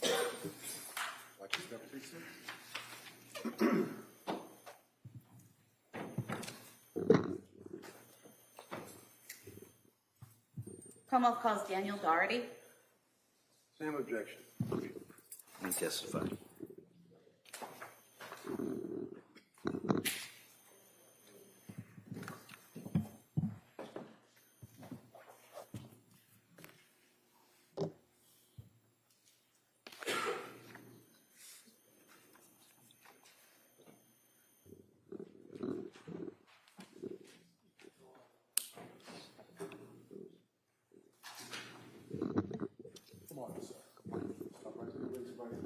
Good morning. Do you solemnly swear that the testimony and the evidence you shall give to the court and that you're going to matter now pending between the Commonwealth and the defendant shall be the truth, the whole truth, and nothing but the truth? Thank you. You may have a seat, sir. Watch your step, please. All right. Good morning, sir. Good morning. All right. Thank you. Good morning. Can you please state and spell your name for the record? Daniel Dougherty, Dougherty. And your date of birth? 8/27/1986. Where do you work? Duxbury Fire Department. How long have you been with the Duxbury Fire Department? 5.5 years, full time. Are you also a paramedic? Yes. And how long have you been a paramedic? 4 years. And have you completed all the training and education and certification required to be a paramedic? Yes. I want to direct your attention to January 24th, 2023. Were you working that day? I was. And were you working a 24-hour shift? Yes. What was your role that day on shift? Firefighter, paramedic. And sometime after 6 p.m., did you respond to 47 Summer Street in Duxbury? Yes. And when you responded, who was with you? Firefighter Heath was driving and Firefighter Nudd was in the back. And so you're in ambulance 1 at that time? Mm-hmm. Is that a yes? Yes. And when you arrive at 47 Summer Street, what do you see? There was 2 police cruisers either blocking the driveway or near it. So we pulled ahead of it, stopped the truck, and got out. And did you head to get equipment and head to the backyard? Yes. And what did you see in the backyard? We had Officer Hall kind of directing us towards the side of to the side gate. And from there, we went around to the back of the house. And did you see a female on the ground? We did. And did you learn that was Lindsay Clancy? Yes. Do you recall what she was wearing? I believe it was jeans and a tank top. Did she also have socks on? I believe so. And did you examine her or assess her once you reached her? Yes. And what, if any, injuries did you observe? She had lacerations to both wrists as well as her neck. And were those lacerations actively bleeding? No. Can you describe the lacerations that you saw on her neck? There was dry blood, seemed to be somewhat superficial since there was no active bleed. And what about the cuts on her wrists? Same. And would you say same? Are you saying that there was no active bleeding there? Correct. Okay. And what, if anything, did you do to treat those wounds? We bandaged them up I believe we placed a ABD pad, just a sterile pad on her neck as well. You said an APD or a sterile pad. Is that just a type of like gauze or something that you put on the wound? Yes. Okay. And so you did that, and then you bandaged the wrists, or vice versa? It was the wrist first, I believe, but we did secure the airway first before bandaging her wrist. Okay. So when you first arrived, is she breathing on her own? She was. Was she responsive? Somewhat. What does that mean? Not totally responsive. Pretty much to painful stimuli. And what is painful stimuli? As we were moving her, she somewhat regained consciousness on us. And painful stimuli, is that when someone reacts physically or verbally to pain? Yes. And so you said that you assess her when you first get there. You said you did the airway first, is that right? Yes. And how did you go about doing that? We placed an OPA device to secure her tongue down, just to protect her airway. What's an OPA device? It's a plastic device that depresses the tongue just to keep the airway open. Okay. So it's not the tube that goes down? No. It's just something that holds the tongue down? That's correct. Okay. And after you did that, what was the next step? We placed a non-rebreather air mask on her and set the oxygen. So is that just a mask that goes on the face providing oxygen? Yes. And then what did you do next? From there, that's when we heard the scream. And so did you bandage the neck and the wrist before the breathing, securing the breathing, or after? That was after. Okay, so just to be clear, first is securing the tongue down, putting the oxygen mask on, and then you did the bandaging? That came later, yes. Later, okay. So was the bandaging before or after you heard the screams? That was after. Okay. So when you hear the screaming, what, if anything, do you do? I looked at Captain Hussey and Firefighter Heath, and we kind of all looked at each other, trying to figure out what was going on. Okay. And did any of you leave the area after hearing the screaming? Captain Hussey did. Firefighter Heath went to go get a backboard for the patient. Okay. And did you stay with Lindsay Clancy? I did. Okay. And then is it at that point that you do the bandaging, or after you get the backboard? Kevin was gone for a while, so that's when I started bandaging up her wrists. Okay. And did he eventually return with the backboard? He did not. So you bandage the wrists, what happens next? I believe it was Officer Hall came to the backyard. He asked if I needed anything. I told him the board, kind of gave him a direction of where in the truck it was. And then he also left to go grab that for me. And when you say the board, are you referring to the backboard? Yes. And did he return with the backboard? Yes. And was Ms. Clancy loaded onto the backboard? She was. And who assisted you with that? It was Officer Hall, I believe, and our retired deputy. And is there a process that you follow when placing someone onto a board to ensure that that you don't cause further damage? Yes. And what is that process? Just C-spine precautions. So you secure the neck and kind of make sure that it's immobilized as you kind of move the patient. So what did you do to secure her neck? We had someone at her neck. I don't remember who it was. Just kind of hold steady that her neck didn't move in the process. Okay. And then did you follow that protocol, the C-spine protocol, to safely put her onto the backboard? Yes. Okay. And at some point was a collar placed around her neck? I believe so, yes.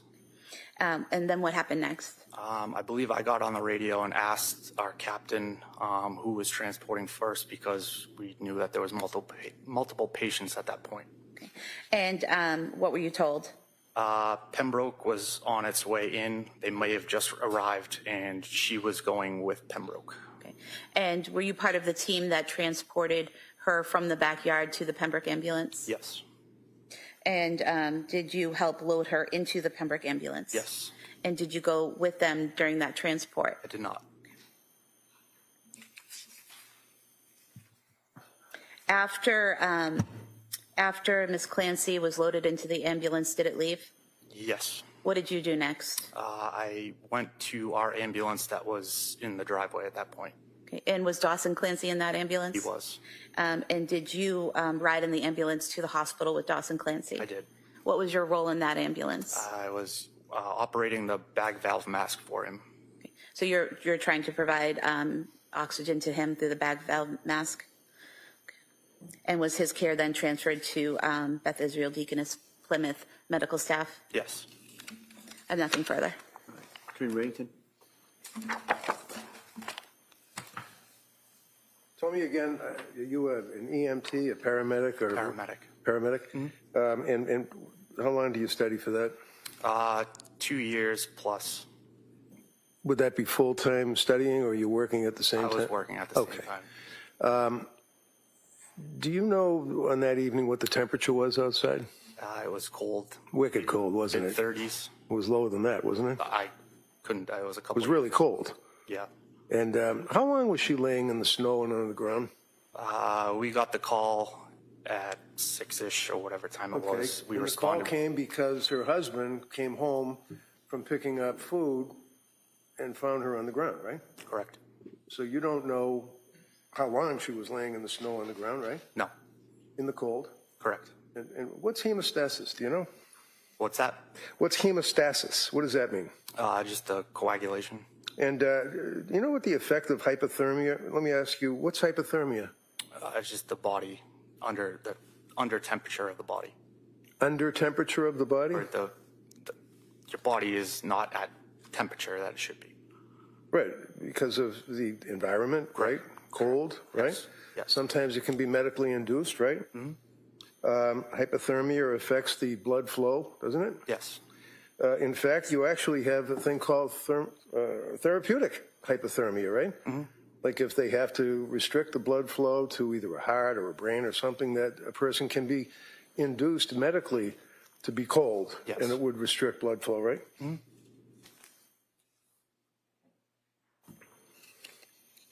So all these questions about whether or not there's blood seeping through the wrist bandages and whether or not there's blood through the holes on the neck brace, you don't know what effect the hypothermia, if any, had on that, would you?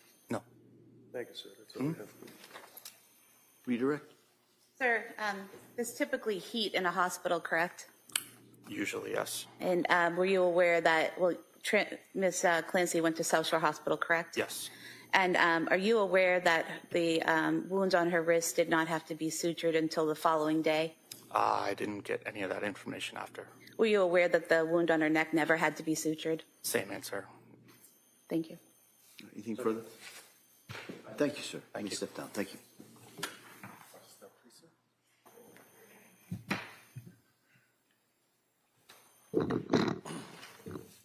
Commonwealth calls Vincent Cahill.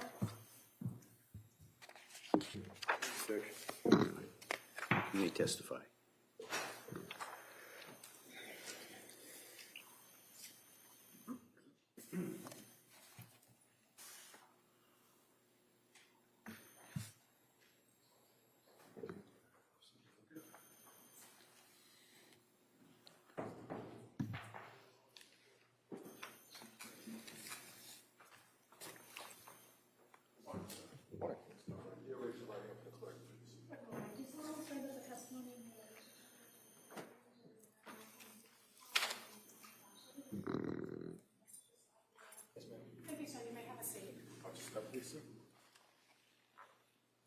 All right, good morning, sir.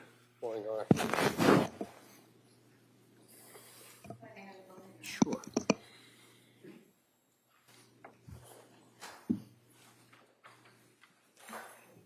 Good afternoon, sir. Can you please state and spell your name for the record? Sure. My name is Vincent Cahill, to be V-I-N-C-E-N-T.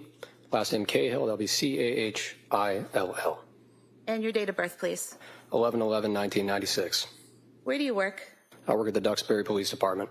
How long have you been with the Duxbury Police Department? About 5.5 years. I want to direct your attention to January 24th, 2023. Were you working that day? Yes, ma'am. Were you on patrol? Yes. And directing your attention further to approximately 6:11 p.m., were you dispatched to 47 Summer Street in Duxbury? Yes, ma'am. And when you arrived there, how long did it take you to get there approximately? A couple minutes. And when you arrived there, what did you see? When I arrived there, I saw a cruiser in the driveway, as well as an ambulance and a fire captain. And did you head to the backyard? Yes. And did you see a woman on the ground there being cared for? Yes. And did you later learn that was Lindsay Clancy? Yes. At some point, do you hear, or did you hear loud screaming? Yes. And as a result of that, did you go inside the home? Yes. And did you go to the basement area? Yes. And when you went down the basement stairs, did you go to the right or the left? I initially went to the right, and I was following the father. So as you're going down the stairs, you say the father, is that Patrick Clancy? Yes. Do you see him as you're going down the basement stairs? Yes. And where is he coming from and where is he going to? It's coming from my left, heading to my right. And what is his demeanor? He was screaming. And as you came down the stairs, did he point in a direction? Yes. Where did he point to? To the left side. And is that where you headed? Yes. And when you went to the left, did you see two children on the floor in that area of the basement? Yes. And what did you do? I checked the pulse of the 5-year-old girl and passed that information along. And then when fire came on scene, I then was backing away because fire was going to start taking over, taking care of the 5-year-old girl. I then backed into the infant who was on the ground. So you said that you checked the 5-year-old. Was that Cora Clancy? Yes. You checked her for a pulse. Did she have a pulse? No. And you said fire came down and started taking over. Was that firefighters from Duxbury Fire Department? Yes, ma'am. And you said you started backing up. Is that when you bumped into Callan Clancy? Yes, ma'am. And at that point in time, what did you do next? I checked Callan's pulse. And did he have a pulse? No. Did firefighters take over care of Callan? Yes. At that point, did you do something to make it easier for the people to fit in the room and treat the children? Yes, I moved a large futon or ottoman, piece of furniture. And I'm showing you Exhibit 96, directing your attention to the couch bed and the ottoman on top of it. Were you the one that placed that ottoman on top of the couch bed? Yes, ma'am.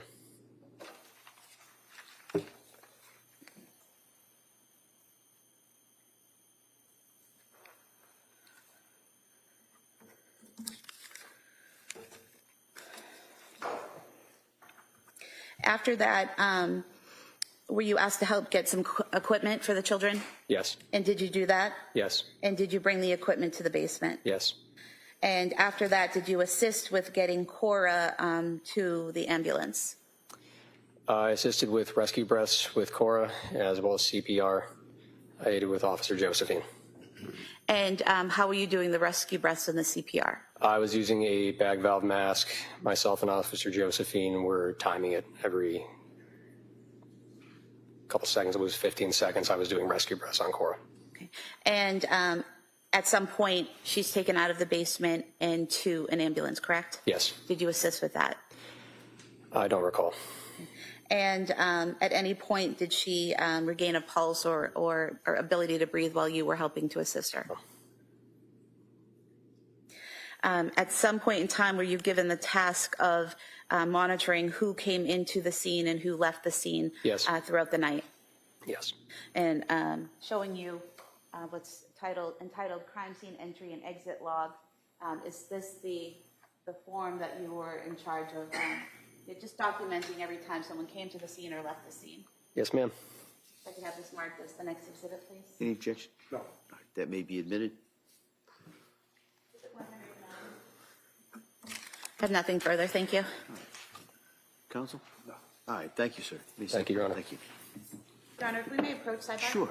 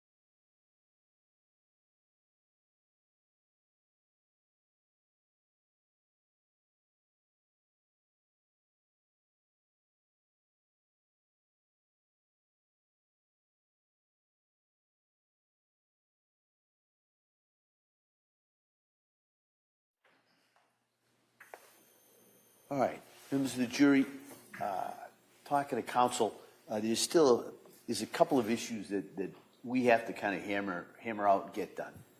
And rather than have you wait around, I'm not quite sure how long that's going to go, I'm going to excuse you for the day. All right? As I told you, sometimes the schedules don't always match up what I tell you they're going to do even a couple hours before. So I'm going to excuse you until tomorrow morning.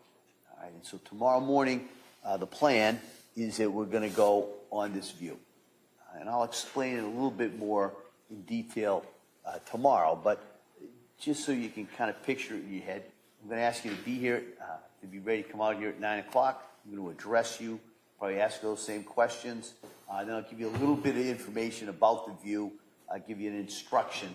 What the view is, we're going to go to a couple of areas. You're going to be able to get out and look at these areas. The lawyers will be there. They'll be able to point out what they feel is significant. And at that point, we'll then come back. We'll consider continue with some of the testimony. We may end up a little bit early tomorrow as well in regards to the schedules. And at that point, I'm going to talk to counsel, kind of see where we are in regards to the overall schedule. But it's my impression that we are ahead of schedule at this point. So I just kind of wanted to let you know that. So I'm going to excuse you till tomorrow morning rather than have you sit here and just kind of wait in regards to that. So I'm going to excuse you till tomorrow. I'd ask you to be here at 9, check the weather, but you'll be on the view in the morning, and then there'll be some witnesses in the afternoon. All right, so remember, I'm going to ask you those questions. Don't read anything. Don't talk about it. Don't do any research. Don't take any field trips. And I'll see you tomorrow morning. Okay? Thank you. Court, all rise. Jurors, close your notebooks, place them on the chairs, please. Follow me.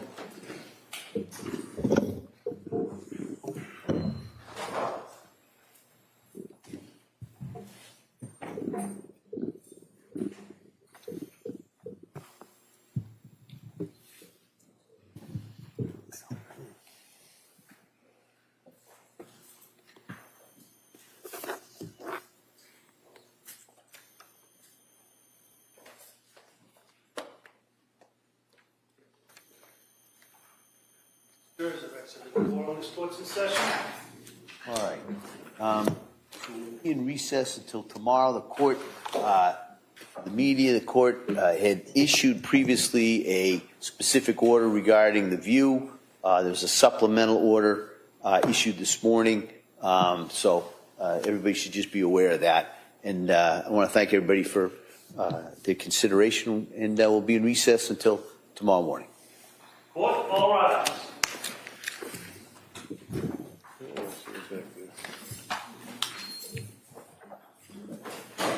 Okay, folks, can we clear the courtroom, please?